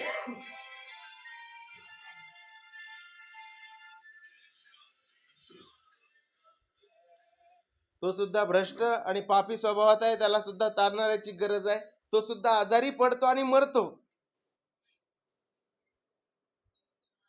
त्याची पत्नी व लेकरं सुद्धा पापी आहेत, त्यांनाही त्याच ख्रिस्ताची गरज आहे. ते सुद्धा पाप करतात, पण पाळकाने आणि त्याच्या कुटुंबियांनी सतत पापात जगू नये, कारण की देवाने त्यांना नवीन जन्म तारण देव केलेला आहे. हे सुद्धा लक्षात ठेवावं. आणि याच्या अंतर्गत मी बोलत आहे की पास्टर सुद्धा कमजोर आहे. आपल्याकडं पॉवरफुल पास्टर जे आहेत हे खूप पॉवरफुल आहे, ते खूप पॉवरफुल आहे, ते खूप पॉवरफुल आहे. कशावर ठरवतो आपण? आपला व्हॉल्यूम, बोलण्याचा व्हॉल्यूम. सत्य ते किती पॉवरफुल आहे हे त्यांचं जे कंटेंट आहे, संदेशाचा मजकूर आहे, त्याच्यावर ठरवण्याऐवजी आपण ते किती जोऱ्यामध्ये ओरडतात, किंचळतात, त्याच्यावर ठरवतो की आम्ही किती म्हणजे तो पाळक किती पॉवरफुल आहे. आणि पॉल वॉशर म्हणतात की all are miserable and weak pastors, only God is powerful. फक्त देव सर्व समर्थ आहे आणि आपण सर्व कमकुवत आणि अशक्त पाळक आहोत. पॉल वॉशर म्हणतात we are all miserable and weak pastors, only God is powerful. तुमचं जे कन्व्हिक्शन असेल कदाचित त्याच्या विरुद्ध जात असेल, कदाचित आतापर्यंत तुम्ही स्वतःला पॉवरफुल समजत असाल टीव्ही वरून किंवा युट्यूब वरून काही गोष्टी बघून, कदाचित तुमचा जो विश्वास आहे त्याच्या विरुद्धात जात असेल हे, पण हे बायबलचं शिक्षण आहे. पॉल म्हणतो की हे करण्यास कोण सक्षम आहे? दावीद म्हणतो की मी एक किड्याप्रमाणे आहे, येस, कीटकाप्रमाणे आहे. हे करण्यास कोण समर्थ आहे? पण आज आपण उलटच पाहतो, हे करण्यास मी समर्थ आहे, मी पॉवरफुल आहे, ते पॉवरफुल आहे, हे पॉवरफुल आहे. आणि आपण पाळकांना मूर्त्या करून ठेवलेल्या आहे. आयडलायझिंग द पास्टर्स. सन्मान द्या पण पूजा नका करू.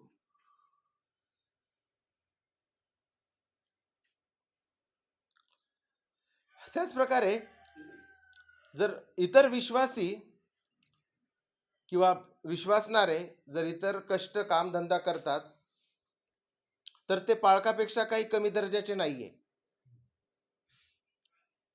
आणि ते अपयशी नाहीये. जर मंडळीमधील लोक जर इतर काही कामधंदा करतात तर ते पाळकापेक्षा कमी दर्जाचे नाहीये किंवा ते अपयशी नाहीये किंवा पाळक त्यांच्यापेक्षा उच्च दर्जाचा नाहीये, हे सुद्धा आपल्याला समजणं गरजेचं आहे.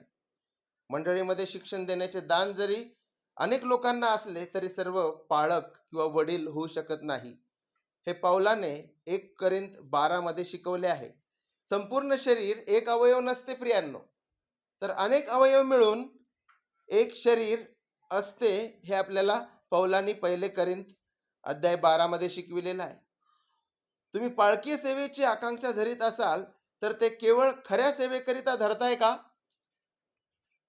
किंवा फक्त मनोरंजन, चमकधमक, पुढे पुढे करणे, सर्वांवर प्राधान्यता करायला मिळते, अधिकार गाजवायला मिळतो म्हणून तुम्ही ती आकांक्षा धरताय का? काय तुम्ही तुलना करून किंवा स्पर्धा करून ती आकांक्षा धरताय का?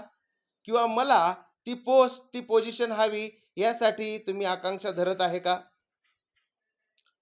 तुम्ही खरी सेवा करणार काय, की केवळ सन्मानाचे भुकेले आहे म्हणून आकांक्षा धरता, पाळक होण्याची आकांक्षा धरता? काय तुम्हाला मान हवे आहे म्हणून तुम्ही पाळक होण्याची आकांक्षा धरता का? पालन पोषण करण्याचे काम तुम्ही मनापासून करिता काय? लक्ष देणे व पालन पोषण करण्याची संधी मिळाल्यास काय तुम्ही पळ काढता, की काय तुम्ही त्या संधीचा उपयोग, देवाने मला ही देणगी म्हणून दिलेली आहे ही संधी आणि मी देवाच्या गौरवासाठी याचा उपयोग करेल, अशा रीतीने देवाने दिलेल्या त्या देणगीकडे पाहता का? काय तुमची मंडळी तुम्हाला सेवेची संधी देण्यास तत्पर असते काय? काय तुम्ही पुढारपण करण्यास समर्थ आहात का? तुम्ही शिक्षण देण्यास समर्थ आहात का? पालन पोषण करण्यास सक्षम आहात का? काय त्याचा तुम्ही पवित्र आत्म्याच्या सहाय्याने काय तुमच्या जीवनामध्ये अद्याप कोणते भयानक पाप आहेत काय, व काय तुम्ही पवित्र आत्म्याच्या सहाय्याने तुमच्या जीवनातील पापांचा प्रतिकार करता काय? काय पवित्र आत्म्याचे फळ तुमच्या जीवनात दिसते का? हे सर्व प्रश्न जे पाळक आहेत व ज्यांना पाळकीय सेवेमध्ये जायचं आहे त्यांनी स्वतःला विचारणं अत्यंत गरजेचं आहे. पुन्हा एकदा ख्रिस्त व त्याच्या लोकांची सेवा करणे हा विशेष अधिकार व देणगी आपल्याला देवाकडून मिळालेली आहे, हे आपल्याला समजणं गरजेचं आहे. 1 तिमोथी 3:1 सांगतं की परमेश्वर त्याच्या लोकांचे कळपाचे पालन पोषण करण्यास व त्याच्याकडे लक्ष देण्यास आपल्यामध्ये तीव्र आकांक्षा देतो. हे 1 तिमोथी 3:1 आपल्याला स्पष्ट रीतीने दाखवितं आणि मंडळी आपल्याला त्याकरिता पुष्टी देते किंवा त्याचं पुष्टीकरण करण्यात येते. जे आपण सर्वात आधी 3 शब्द पाहिले होते, वडील, अध्यक्ष आणि पाळक. काय हे 3 वेगवेगळ्या प्रकारचे लोक आहेत की एकच गट आहे? 3 वेगवेगळे गट आहेत, 3 वेगवेगळ्या व्यक्ती आहेत की एकच व्यक्तीला समानार्थाने वापरलेला शब्द आहे? सांगू शकता तुम्ही? वडील, अध्यक्ष आणि पाळक. मला तुम्हाला सांगू द्या की पाळक, वडील आणि अध्यक्ष हे आलटून पालटून वापरण्यात आलेले समानार्थी शब्द आहे प्रियांनो. पाळकच वडील असतो आणि वडीलच अध्यक्ष असतो, सगळं एकच आहे. एकच आहे. हे 3 नाही. रोमन कॅथलिक चर्चची जी पद्धत आहे की सगळ्यात वरती पोप, मग त्याच्या खाली एक रांग, मग त्याच्या खाली आणखीन एक ओळ, ती आपल्या प्रोटेस्टंट मंडळांमध्ये नाहीये. वडील, अध्यक्ष आणि पाळक हे एकाच व्यक्तीकरिता आलटून पालटून वापरण्यात आलेले शब्द आहेत, हे आपल्याला समजू द्या प्रियांनो.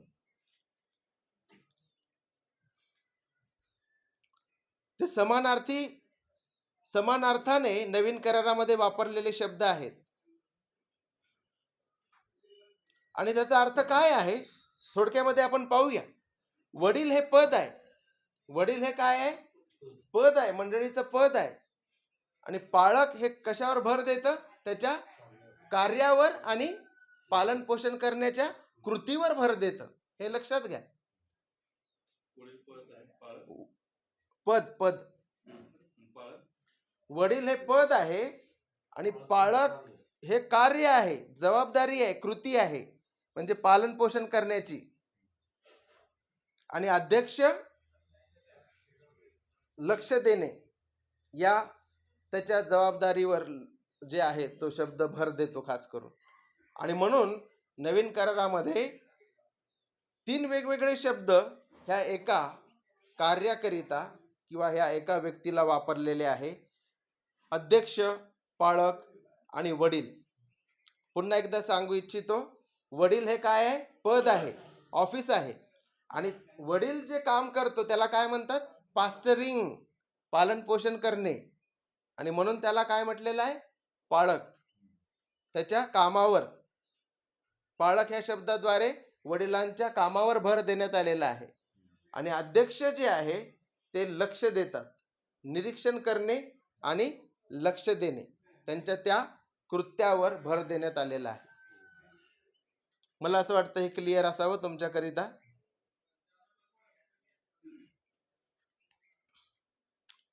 वडील, पाळक आणि अध्यक्ष. वडील हे पद आहे, पास्टरिंग हे त्याच्या कृतीवर, त्याच्या जबाबदारीवर, त्याच्या कामावर भर देणारा शब्द आहे पाळक. आणि अध्यक्ष निरीक्षण करणे, देखरेख करणे, या कामावर लक्ष देणे, या कामावर भर देतं. आणि म्हणून नवीन करारामध्ये हे 3 शब्द जे आहे आलटून पालटून वापरण्यात आलेले आहे. मंडळीमध्ये एकपेक्षा अधिक वडील असावेत, मंडळीमध्ये एकपेक्षा अधिक पाळक असावेत. कारण की नवीन कराराच्या मंडळांमध्ये ज्यावेळेस तुम्ही तिमोथेचं पुस्तक वाचाल, तीतचं पुस्तक वाचाल, नवीन कराराच्या मंडळांमध्ये एकापेक्षा अधिक पाळक असायचे, एकापेक्षा अधिक वडील असायचे. कशासाठी? जेणेकरून एक पाळक जो आहे, एक पाळक असल्यास मंडळीमध्ये भ्रष्टाचार होऊ शकतो. एक पाळक जो आहे तो मंडळीमध्ये जुलूम करू शकतो. एक पाळक जो आहे त्याला मंडळी शास्त्रापेक्षा अधिक उंचू शकते. आणि एक पाळक असेल तर ज्यावेळेस तो पाप करतो त्यावेळेस तो मुजोरी करू शकतो, तो कोणाला जुमानणार नाही. पण ज्यावेळेस एकापेक्षा अधिक पाळक आहे तर ते अकाउंटेबल म्हणजे जबाबदार असतात एक दुसऱ्यांना. आकस्मिक रीतीने एका पाळकाचं काही झालं तरी त्या ठिकाणी दुसरा पाळक मंडळी चालवण्यास काय आहे त्या ठिकाणी उपस्थित असतो. आणि म्हणून नवीन कराराप्रमाणे एकापेक्षा अधिक वडील असणे गरजेचं आहे. आणि एकापेक्षा अधिक म्हणजे किती असावे हे स्थानिक मंडळीने ठरवावे. मंडळीच्या आकारावर ते निर्भर असतं. मंडळी लहान असेल तर 1 किंवा 2 वडील वर्ग असू शकतात. आणि जे वडील आहेत त्या वडिलांचे 2 प्रकार आहेत प्रियांनो. जे वडील आहेत त्यांचे 2 प्रकार आहेत. एक आहे टीचिंग एल्ड, जे शिक्षण देणारे वडील आहेत ते, आणि दुसरा आहे कारभार पाहणारे वडील. इंग्लिशमध्ये त्याला टीचिंग एल्डर्स आणि रुलिंग एल्डर्स म्हणतात. शिक्षण देणारे वडील आणि कारभार पाहणारे वडील.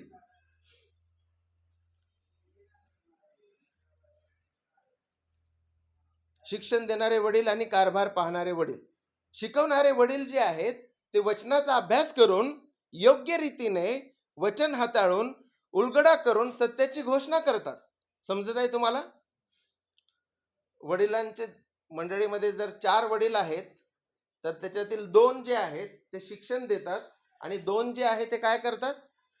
शासन करतात किंवा कारभार पाहणारे वडील. ठीक आहे. शिक्षण देणारे वडील काय करतात?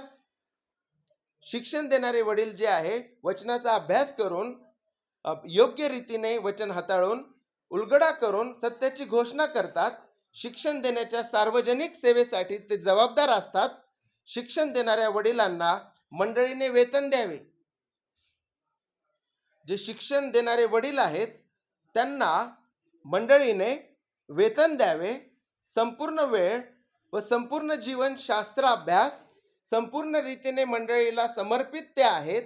त्यांना मंडळीने मानधन द्यावे, वेतन द्यावे, हे शास्त्राप्रमाणे आहे. पण जे शासन करणारे वडील आहेत, ज्याला रुलिंग एल्डर्स म्हणतात, त्यांनी स्वतःच्या उपजीविकेसाठी बाहेर कष्ट करावे. त्यांना मंडळी वेतन देण्यास बांधील नाहीये. हे तुम्हाला समजत आहे? हे आपल्याला कुठून शिकायला मिळतं? कृपया करून 1 तिमोथी अध्याय 5 आणि वचन 17, 18 आणि 19 वाचावे. मला असं वाटतं तुम्हाला समजत असेल. 1 तिमोथी 5. समजलं नसेल तर तुम्ही विचारू शकता प्रियांनो. जर तुमच्या काही गोष्टी लक्षात येत नसतील तर. कारण की कोर्स जो आहे तो तुम्हाला हे सर्व नोट्स देण्यात येणार आहे. तर प्रत्येक गोष्ट जी आहे तुम्हाला लिहिता आले तर लिहून घ्या, काही सुटलं तर राहू द्या. कारण की बरेचसे मुद्दे आहेत आणि ते आपल्याला हे दिवसभरातून हाताळायचे आहे. पण एक सुंदरसं शिक्षण जे आहे आपल्यापर्यंत पोहोचत आहे. जे वडील येस चांगल्या प्रकारे आपला अधिकार चालवतात, येस विशेष म्हणजे उपदेश व शिक्षण या बाबतीत श्रम घेतात, ते दुप्पट सन्मानास योग्य गणले जावे. ओके. जे शिक्षण देतात, उपदेश देतात, ते दुप्पट सन्मानास काय आहे? पात्र आहे. कोण पात्र आहे सांगा बरं? दुप्पट कोण? जे योग्य शिक्षण देत नाही त्यांना मंडळीने वेतन देऊ नाही याचा अर्थ. जे भेसळयुक्त शिक्षण देतात, खोटं शिक्षण देतात, मंडळीला भयकवितात खऱ्या शिक्षणापासून, त्यांना वेतन देण्यास मंडळी बांधील नाही ह्या वचनानुसार. हे कुठे आहे बरं?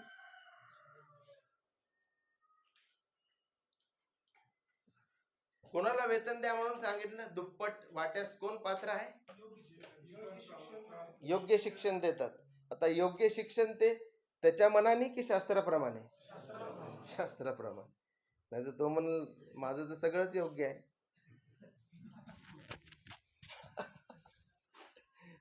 शास्त्राप्रमाणे. येस.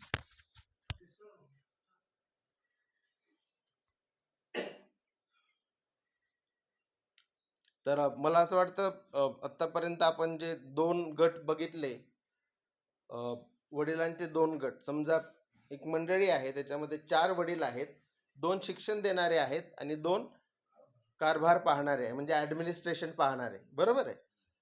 तर पवित्र शास्त्र सांगतं की जे उत्तम शिक्षण देतात, योग्य शिक्षण देतात, सुशिक्षण देतात, ते दुप्पट वाट्याच्या पात्र आहेत. एक एक वाटा म्हणजे त्यांचा सन्मान, आपल्या बोलण्याद्वारे, कृतीद्वारे सन्मान, वागण्याद्वारे त्यांचा सन्मान, आणि दुसरा वाटा म्हणजे आर्थिक साह्य त्यांना. समजलं? पण कोण? जे रात्र आणि दिवस देवाच्या वचनामध्ये रमतात, वचनामध्ये आपलं अंतःकरण ओततात आणि सत्य सुवार्ता, सत्य वचन मंडळीला चारतात, पालन पोषण करतात, त्यांच्याबद्दलच ते वचन आहे. Yes yes. आणि जे शासकीय किंवा रुलिंग एल्डर्स आहेत, शासकीय म्हणू शकतो त्यांना, शासन करणारे, बरोबर, शासन करणारे, प्रशासन चालवणारे, शासकीय ते हे होईल गव्हर्नमेंट, सरकारी.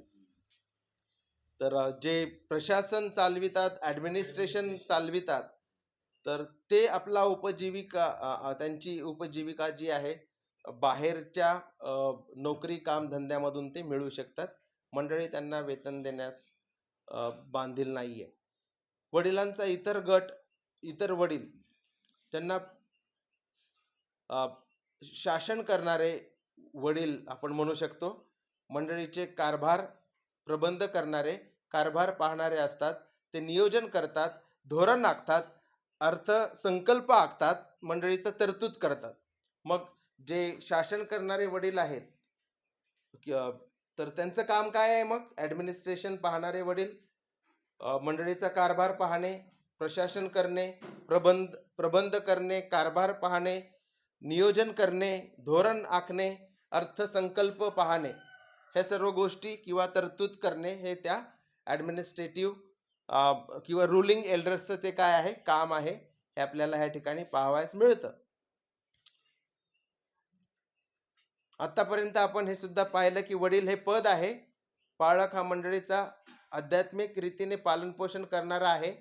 पाळक हा शब्द त्याच्या पालनपोषण करण्याच्या जबाबदारीवर भर देते, हे आपण शिकलेलो आहे. प्रत्येक पाळक ख्रिस्ताच्या अधिकाराखाली पाळकीय सेवा करतात, हे समजणं अत्यंत गरजेचं आहे. प्रत्येक पाळक कोणाच्या अधिकाराखाली पाळकीय सेवा करतात? आपण एखाद्या संस्थेमध्ये जरी असलो तरी आपल्या मंडळीचं मस्तक कोण आहे? ख्रिस्त आहे, हे आपल्याला समजणं अत्यंत गरजेचं आहे. प्रत्येक पाळक ख्रिस्ताच्या अधिकाराखाली पाळकीय सेवा करतात आणि ते ख्रिस्ताच्या देहाची रखवाली करतात, त्यांचं पालन पोषण करतात. पाळक ख्रिस्ताचे वचन शिकवितो आणि ख्रिस्ताच्या चारित्र्याचा तो आदर्श देतो. म्हणजे आपली सेवा जी आहे ती ख्रिस्तमय किंवा ख्रिस्त केंद्रित असते. प्रियांनो, पाळकांची सेवा ख्रिस्ताने आपल्याला पाळकीय सेवेची देणगी दिली. मेंढरं कोणाचे आहेत? ख्रिस्ताचे. मंडळी कोणाची आहे? ख्रिस्ताची. आणि पालन पोषण आपल्याला कोणासारखे करायचे आहे? ख्रिस्ताप्रमाणे. ख्रिस्ताच्या चारित्र्याचा आपण आदर्श देतो. आणि यालाच आपण थोडक्यामध्ये असं पाहू शकतो की ख्रिस्ताच्या मंडळीमध्ये असलेले ख्रिस्ताचे मेंढर, त्यांना ख्रिस्ताच्या वचनाने ख्रिस्ताप्रमाणे पालन पोषण करणे. पाळकीय सेवा काय आहे थोडक्यामध्ये? ख्रिस्ताच्या मंडळीमध्ये ख्रिस्ताच्या मेंढरांची ख्रिस्ताच्या वचनाने ख्रिस्ताप्रमाणे पालन पोषण करणे. आणि हे जर आपल्याला कळालं तर आपण कधीच नाही म्हणणार हे मेरा चर्च आहे. नाही, जर कोणी म्हणत असेल की बाबा ही माझी मंडळी आहे, त्याला ताबडतोब वधस्तंभावर खेळा. कारण की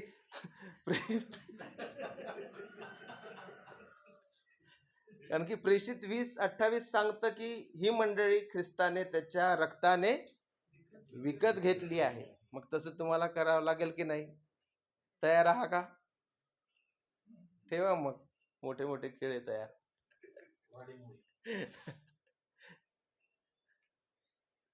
तर ही आपण फक्त कारभारी आहे प्रियांनो, सेवक आहे, याची जाणीव आपल्याला असू द्या. पाळकीय सेवा काय तर ख्रिस्ताच्या मंडळीमध्ये ख्रिस्ताच्या मेंढरांची ख्रिस्ताच्या वचनाने ख्रिस्ताप्रमाणे पालन पोषण करणे ही पाळकीय सेवा आहे प्रियांनो. मला असं वाटतं की ही जी डेफिनेशन आहे किंवा ही व्याख्या आहे ही आपल्या लक्षात असणं गरजेचं आहे. तर आतापर्यंत आपण पाळकांना पाचारण जे आहे याच्याबद्दल थोडक्यामध्ये आपण पाहिलं. त्याच प्रकारे आपण हे सुद्धा पाहिलं की पाळकांचे कर्तव्य काम काय आहे. शब्द जे अध्यक्ष, वडील आणि पाळक हे शब्द कसे समानार्थाने आलटून पालटून वापरलेले आहे, त्या शब्दांचे अर्थ काय आहे हे सुद्धा आपण पाहिलेलं आहे. आणि थोडक्यामध्ये आता पाळकांचे 4 मुख्य कर्तव्य त्याच्याकडे आपण लक्ष देऊया आणि मग आपण पुढे दुसऱ्या क्लासमध्ये जाणार आहोत. पाळकांचे 4 मुख्य कर्तव्य त्याच्यामधील पहिला आहे की शिक्षण देणे.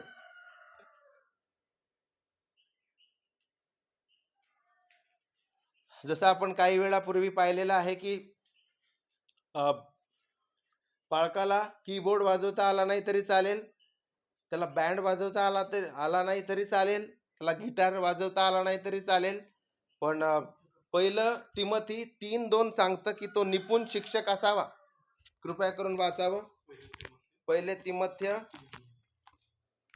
3:2 हे त्याचं अत्यंत महत्वाचं काम आहे. वाचा दादा. अध्यक्ष अदृश्य एका स्त्रीचा पती अदृश्य म्हणजे मिस्टर इंडिया. एका स्त्रीचा पती नेमस्त, स्वस्थ चित्त, सभ्य, अतिशय प्रिय, निपुण शिक्षक असा असावा. येस. तर या ठिकाणी त्याची जी प्राथमिक जबाबदारी आहे किंवा त्याचं प्राथमिक कर्तव्य आहे की तो शिक्षण देणारा असावा, निपुण शिक्षक देणारा असावा. हे आपल्याला ह्या ठिकाणी शिकावयास मिळतं. 3 अध्याय 1 आणि वचन 9 आणि दिलेल्या शिक्षणानुसार जे विश्वसनीय वचन त्याला धरून राहणारा असावा. जो अध्यक्ष आहे तो दिलेल्या शिक्षणानुसार जे विश्वसनीय वचन त्याला धरून राहणारा असावा. ह्यासाठी की त्याने सुशिक्षणाने बोध करण्यास व उलट बोलणाऱ्यास कुंठित करण्यासही समर्थ असावे. जे पाळक आहेत त्यांना प्राप्त झालेलं बायबल मधलं जे शिक्षण आहे त्या विश्वसनीय सुशिक्षणाला पाळकाने धरून असावं प्रियांनो, आणि सुशिक्षणाने बोध करावा आणि उलट बोलणाऱ्यांना म्हणजेच जे खोटे संदेष्टे, खोटे शिक्षण देणारे आहेत त्यांना कुंठित करण्यास तो समर्थ असावा. पाळकाच्या ह्या 2 जबाबदारी आहे. जॉन कॅल्विन म्हणतात की पाळकाच्या 2 वाण्या आहेत. एकाने तो मेंढरं बोलवितो आणि दुसऱ्याने तो लांडगे हाकलतो.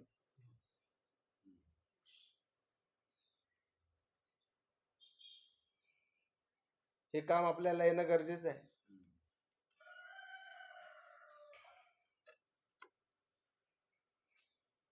आणि हे 3 अध्याय 1 वचन 9 मध्ये सांगितलेलं आहे. सुशिक्षणाला धरून राहणारा असावा पाळक, सुशिक्षणाने बोध करणारा असावा आणि खोटं शिक्षण देणाऱ्यांना कुंठित करणारा असावा. एका वाणीने लांडगे हाकलणे आणि दुसऱ्या वाणीने मेंढरांना बोलविणे हे पाळकाचं काम आहे.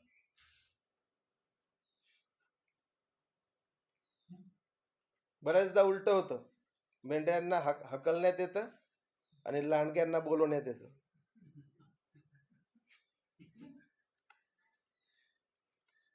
काही पाळक तर स्वतःची मेंढरं मैदानावर नेऊन फेकतात लांडग्यांसमोर ट्रक मध्ये भरून.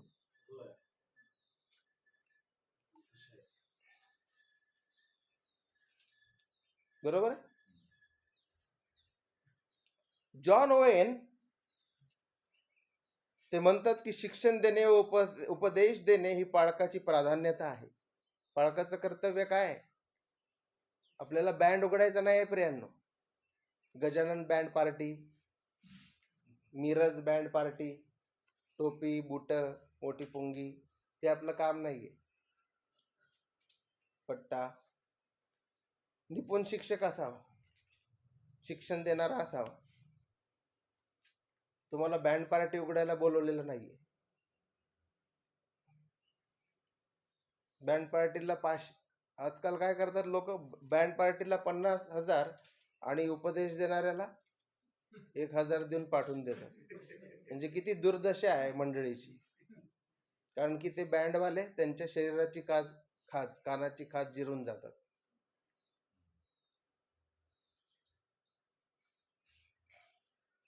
जॉन ओवेन म्हणतात, शिक्षण देणे व उपदेश देणे ही पालकाची प्राधान्यता आहे. शास्त्राचा परिश्रमपूर्वक उपदेश, जॉन ओवेन म्हणतात, शास्त्राचा परिश्रमपूर्वक उपदेश करून कळपाचे पालन पोषण करणे पास्टरचे पहिले आणि प्रमुख कर्तव्य आहे. कमीत कमी पालकाने कोणत्या प्रकारचा लॉ, कोणत्या प्रकारचा नियम नाही, पण कमीत कमी 5 ते 10 घंटे सप्ताहामध्ये, जे 7 दिवस दिले जातात, 5 ते 10 घंटे उपदेशासाठी त्यांनी घालावे. बरेचसे पालक जे आहे सरळ थेट पुलपिटवर जातात आणि देवाने मला हे सांगितलं.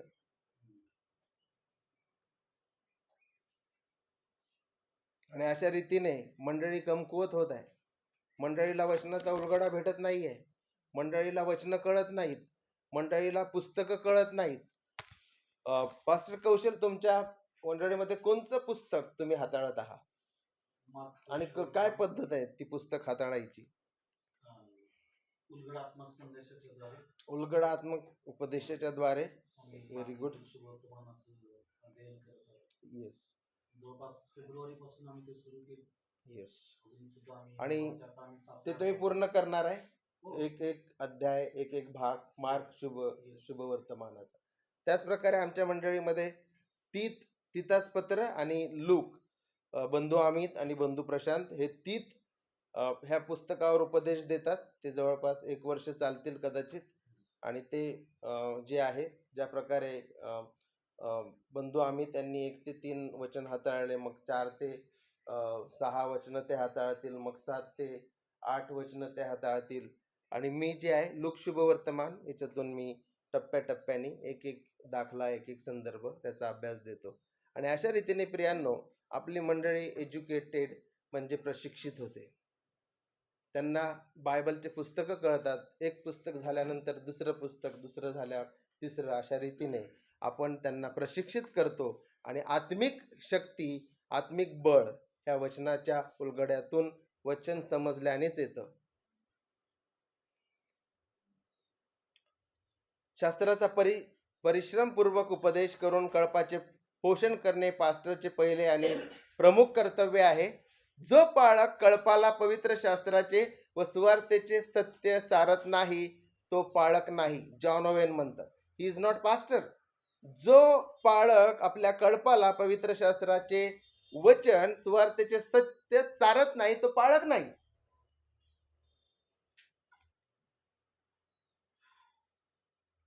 गंभीर आहे. कारण कोण सांगतंय? 1 तिमोथेय अध्याय 3 वचन 2, तो निपुण शिक्षक असावा. बऱ्याचदा पालकांची जी नियुक्ती आहे ती अशा प्रकारे होते की माझ्या मामाचा मुलगा आहे आणि नुकतंच जे आहे त्याचं काम गेलेलं आहे, त्याची कंपनी बंद पडलेली आहे, त्याला पालक करून टाका. 10वी फेल आहे, 11वी शिकू शकत नाही, परिस्थिती गरीब आहे. ह्या सर्व गोष्टी ठीक आहे. एखादा व्यक्ती गरीब आहे, त्याला तुम्ही वैयक्तिक रीतीने पैसे गोळा करा आणि एखादा काहीतरी उद्योगधंदा तुम्ही सुरू करून द्या. पण पालक होणे, आपण 1 तिमोथेय मधून पाहिलं की कोणी अध्यक्ष पाहतो, अध्यक्षाचे काम करू पाहतो, तर तो चांगल्या कामाची आकांक्षा धरितो. आणि ती तीव्र इच्छा, ती आकांक्षा जर तो धरत नाही, पण फक्त एक जॉब बेस काम गेलं म्हणून त्याला रिकामी जागा मंडळीमध्ये भरायची, तर ते अयोग्य आहे प्रियांनो.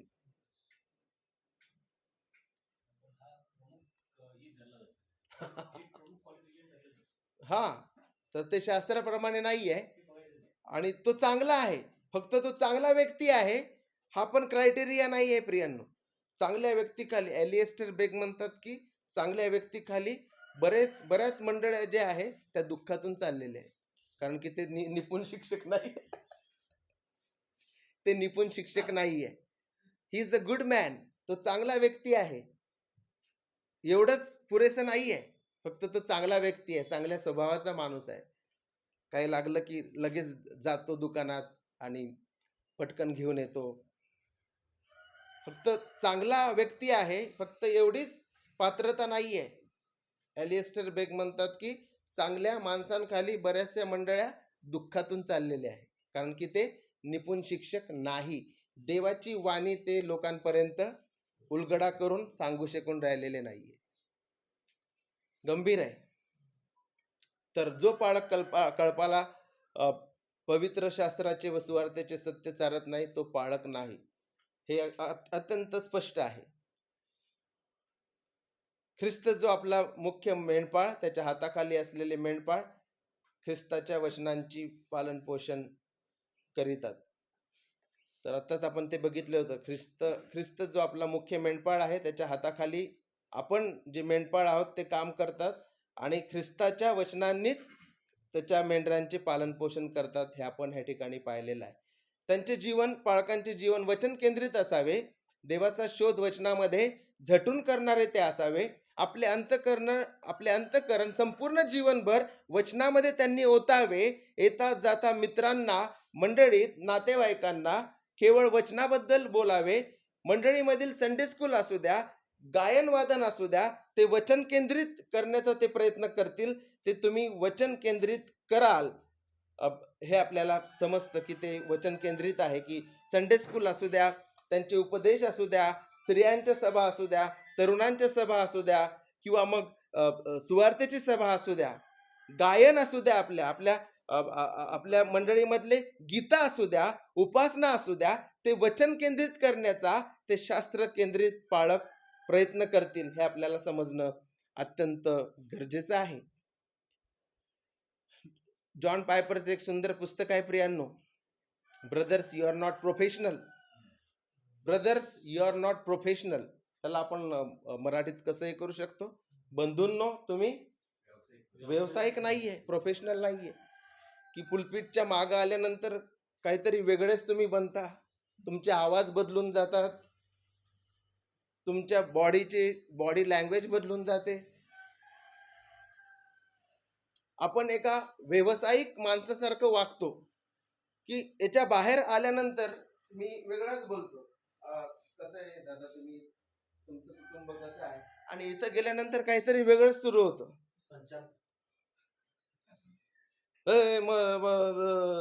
असं काहीतरी. We are not professional. आपण माणसांना जे आहे, मी प्रोफेशनल आहे आणि मी ते प्रोफेशनल पद्धत शिकलेलो आहे, आणि आपण ते स्वाभाविक रीतीने सेवा करण्याच्या ऐवजी कृत्रिम रीतीने आपण आवाज काढून मंडळीला प्रभावित करण्याचा प्रयत्न करतो. याच्यासाठी आपण सर्वच जण दोषी आहोत. कोणाची ना कोणाची नक्कल आपण मारणारे बनतो. कोणता तरी प्रमुख वक्ता, फेमस, टीव्हीवरचा, यूट्यूबवरचा, त्याच्यासारखे आपले हावभाव, आपले बोलण्याची पद्धत करण्याची प्रयत्न करतोय. आणि आपण अनैसर्गिक रीतीने आणि कृत्रिम रीतीने देवाच्या वचनाची सेवा करण्याचा प्रयत्न करतो. आणि आपल्या प्रार्थना पण कृत्रिम आणि अनैसर्गिक असू शकतात. पाळकांनो, आपण व्यावसायिक नाहीये. आपले आवाज आणि टोन बदलून आपण प्रभावित करू नये.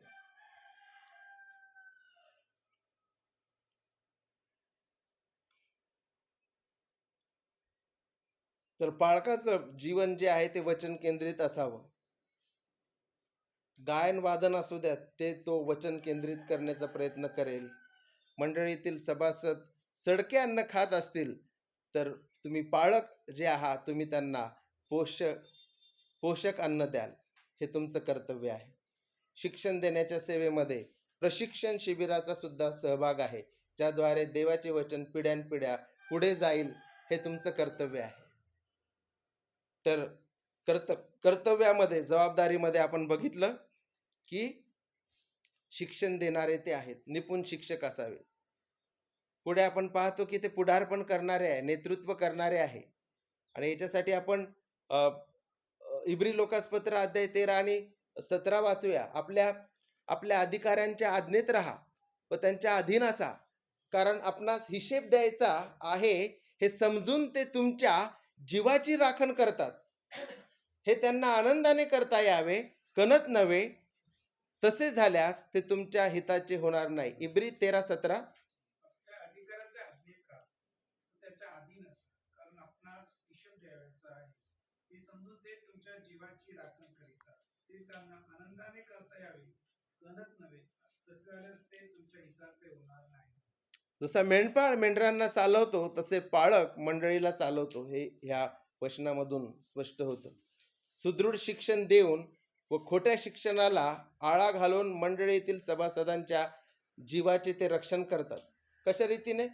इब्री 13:17 सांगतात की पाळक जे आहे ते मंडळीतील सभासदांच्या जीवाचे रक्षण करतात. कशा रीतीने ते मंडळीतील जीवाचे रक्षण करतात? मेंढरांना सुशिक्षण देऊन त्यांचे पालन पोषण करतात आणि दुसरीकडे खोट्या शिक्षणाला आळा घालून मंडळीतील सभासदांच्या जीवाचे रक्षण करतात. किती मोठी जबाबदारी आहे? इब्री 13:17 नुसार ते तुमच्या जीवाचे रक्षण करतात म्हणून सांगितलेलं आहे. ज्या प्रकारे मेंढपाळ मेंढरांना चालवितो त्याच प्रकारे पाळकीय सेवा आहे, पाळकाचं काम आहे. नेतृत्व कुठे आपण करतो? पुढाकार कुठे घेतो? मंडळीतील ज्यावेळेस लोक मंडळी येत नाही, मंडळीमध्ये येणं थांबवितात, त्यावेळेस ते लोकांना भेट घेण्यास, त्यांची भेट घेण्यास ते पुढाकार घेतात. सभासदांना ताकीद द्या, ते ताकीद देण्यामध्ये पुढाकार घेतात. मंडळीत अनुशासन लावण्यात ते नेतृत्व करतात. पश्चाताप न करणाऱ्या लोकांना ते चेतावणी देतात. काही काळाकरिता लोकांची मंडळीमधील सेवा, जर कोणी पाप करत असतील तर त्यांची सेवा ते निलंबित करतात, याच्यामध्ये ते पुढारपण घेतात. मंडळीतील अविश्वासणाऱ्यांना ते सुवार्ता देऊन त्या कार्यामध्ये ते पुढारपण करतात. जे विश्वासणारे आहेत त्यांना सुशिक्षणाने परिपक्व करण्यामध्ये ते पुढारपण करतात. पाळकांनो, आपल्या मेंढरांना वारंवार संत पाण्याजवळ न्या. त्याच्यामध्ये तुम्ही आपल्या मेंढरांचा पुढाकार करता, नेतृत्व करता. त्यांना हिरव्यागार कुरणामध्ये न्या. त्या ठिकाणी तुम्ही तुमच्या मंडळीचं नेतृत्व करता आणि गौरवी ख्रिस्त व त्याची पर्याप्तता वारंवार त्याला दाखवा, कारण की तोच आपलं हिरवगार कुरण आणि संत पाणी आहे. देव मित्रांनो, कोणत्या जागी तुम्ही तुमच्या मंडळीचं नेतृत्व करता? कोणत्या जागी तुम्ही पुढारपण करता? हे आता आपण पाहिलेलं आहे. जे लोक मंडळीमध्ये येणं, ज्या लोकांनी मंडळीमध्ये येणं थांबविलं, त्यांची भेट घेण्यामध्ये तुम्ही पुढारपण करता, बरोबर आहे, नेतृत्व करता. जे लोक पापामध्ये फसलेले आहेत त्यांना ताकीद देण्यामध्ये नेतृत्व करता. मंडळीमध्ये अनुशासन लावण्यामध्ये नेतृत्व करता.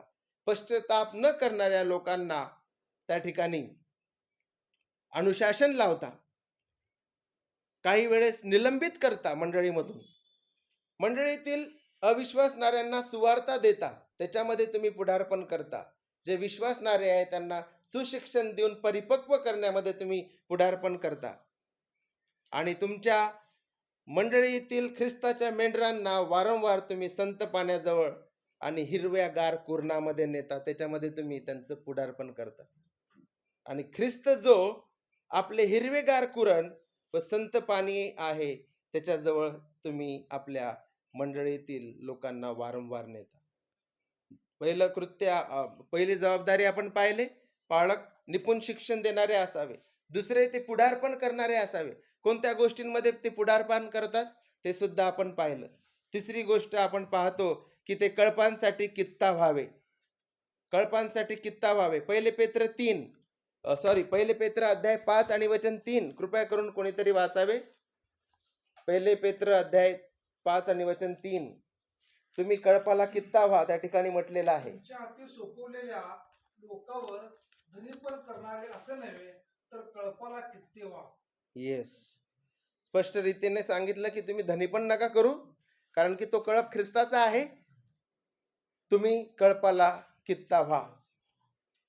पहिले करिंथ 11:1 मध्ये पॉल म्हणतो की जसे मी ख्रिस्ताचे अनुकरण करणारा आहे, तसे तुम्ही माझे अनुकरण करणारे व्हा. का बरं पॉल ह्या ठिकाणी म्हणत आहे की तुम्ही माझे अनुकरण करणारे व्हा?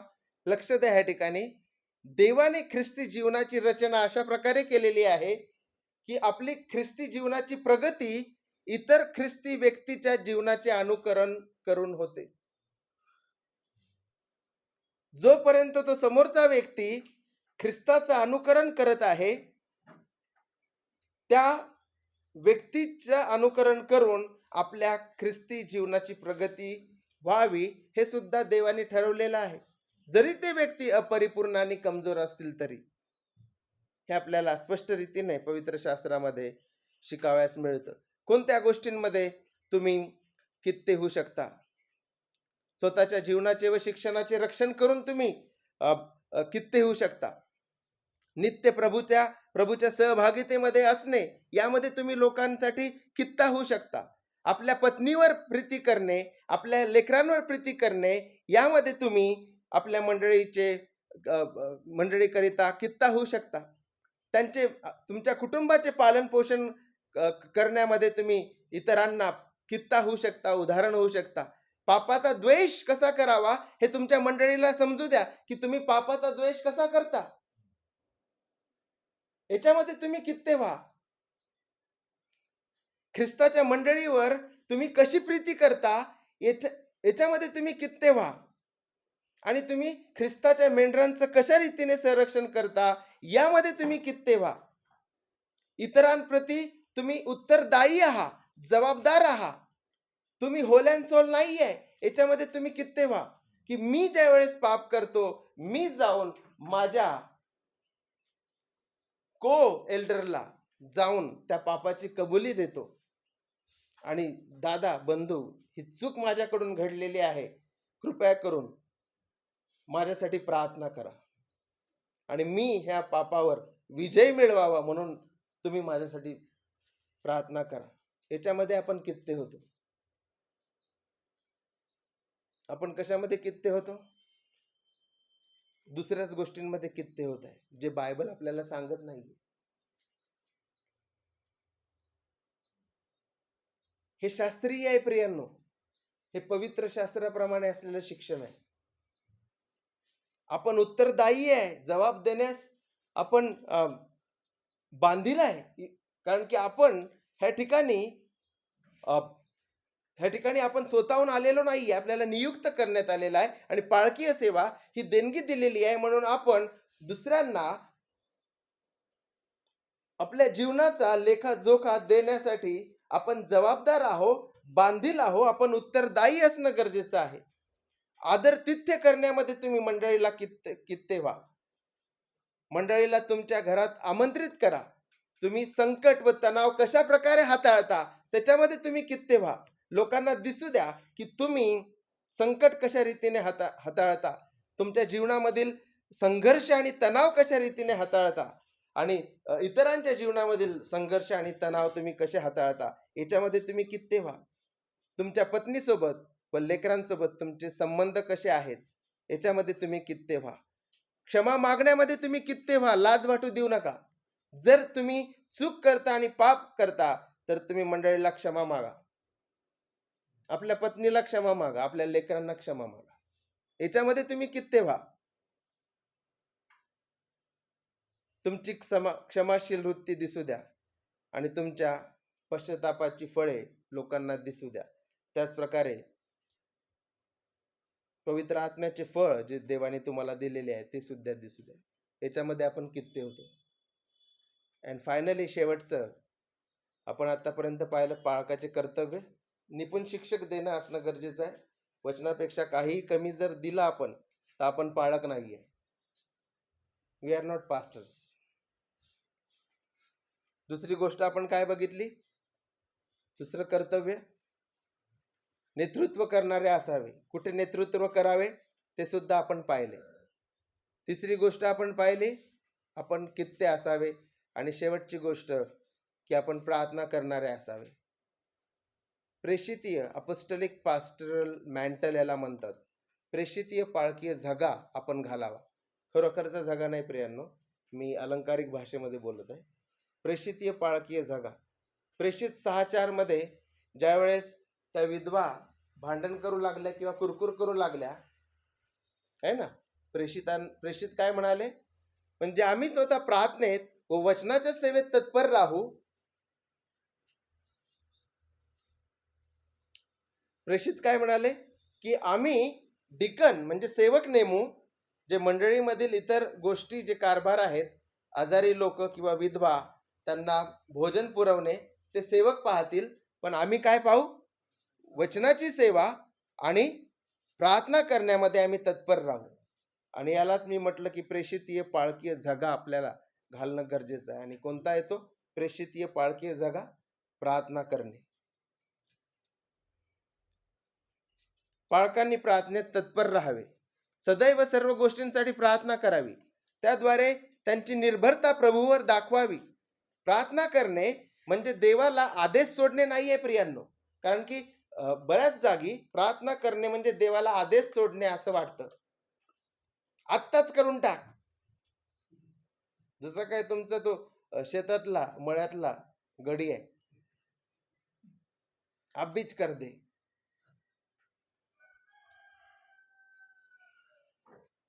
तसं बोललं तर आपलं पोरगही नाही ऐकत.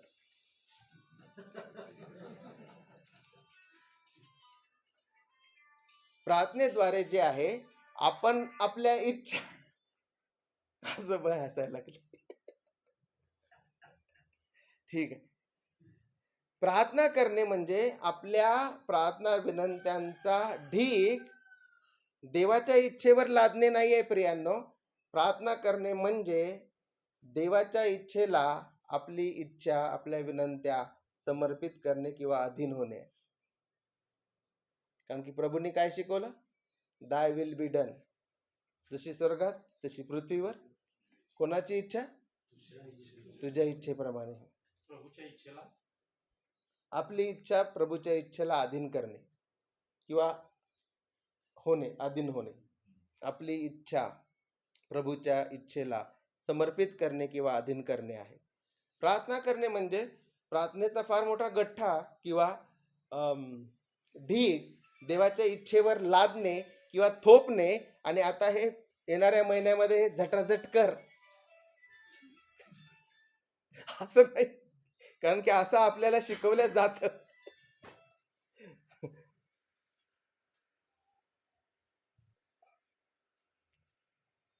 पालकांनी प्रार्थनेत तत्पर राहावे. त्याद्वारे सदैव सर्व गोष्टींसाठी प्रार्थना करावी. त्याद्वारे आपण काय दाखवतो की मी माझ्या बाहूंवर निर्भर नाही, मी देवावर निर्भर आहे.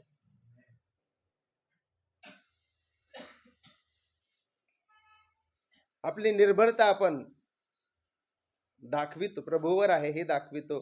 ते स्वतः सामर्थ्यशाली नाहीत व देव समर्थ आहे व ते देवाने दिलेले काम करण्यात स्वबळावर निर्भर नाही. ते काम स्वबळावर ते करत नाहीये. त्यामुळे आपल्याला वारंवार प्रार्थना करणं गरजेचं आहे प्रियांनो. प्रार्थनेद्वारे परमेश्वराची प्रशंसा करणे, पापांची कबुली देणे, नित्य उपकार स्तुती करणे, मध्यस्थी व विनंत्या सादर करणे हे पाळकाचं कर्तव्य आहे.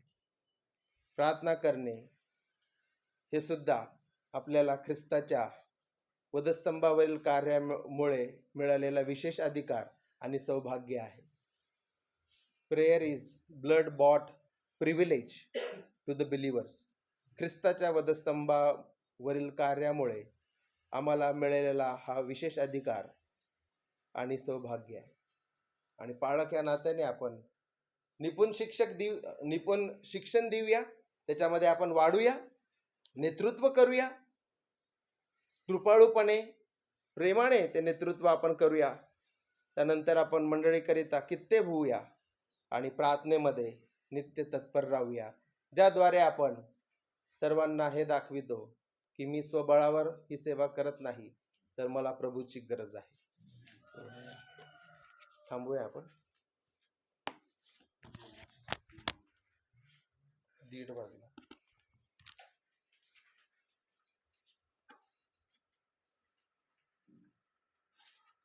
ब्रदर सचिन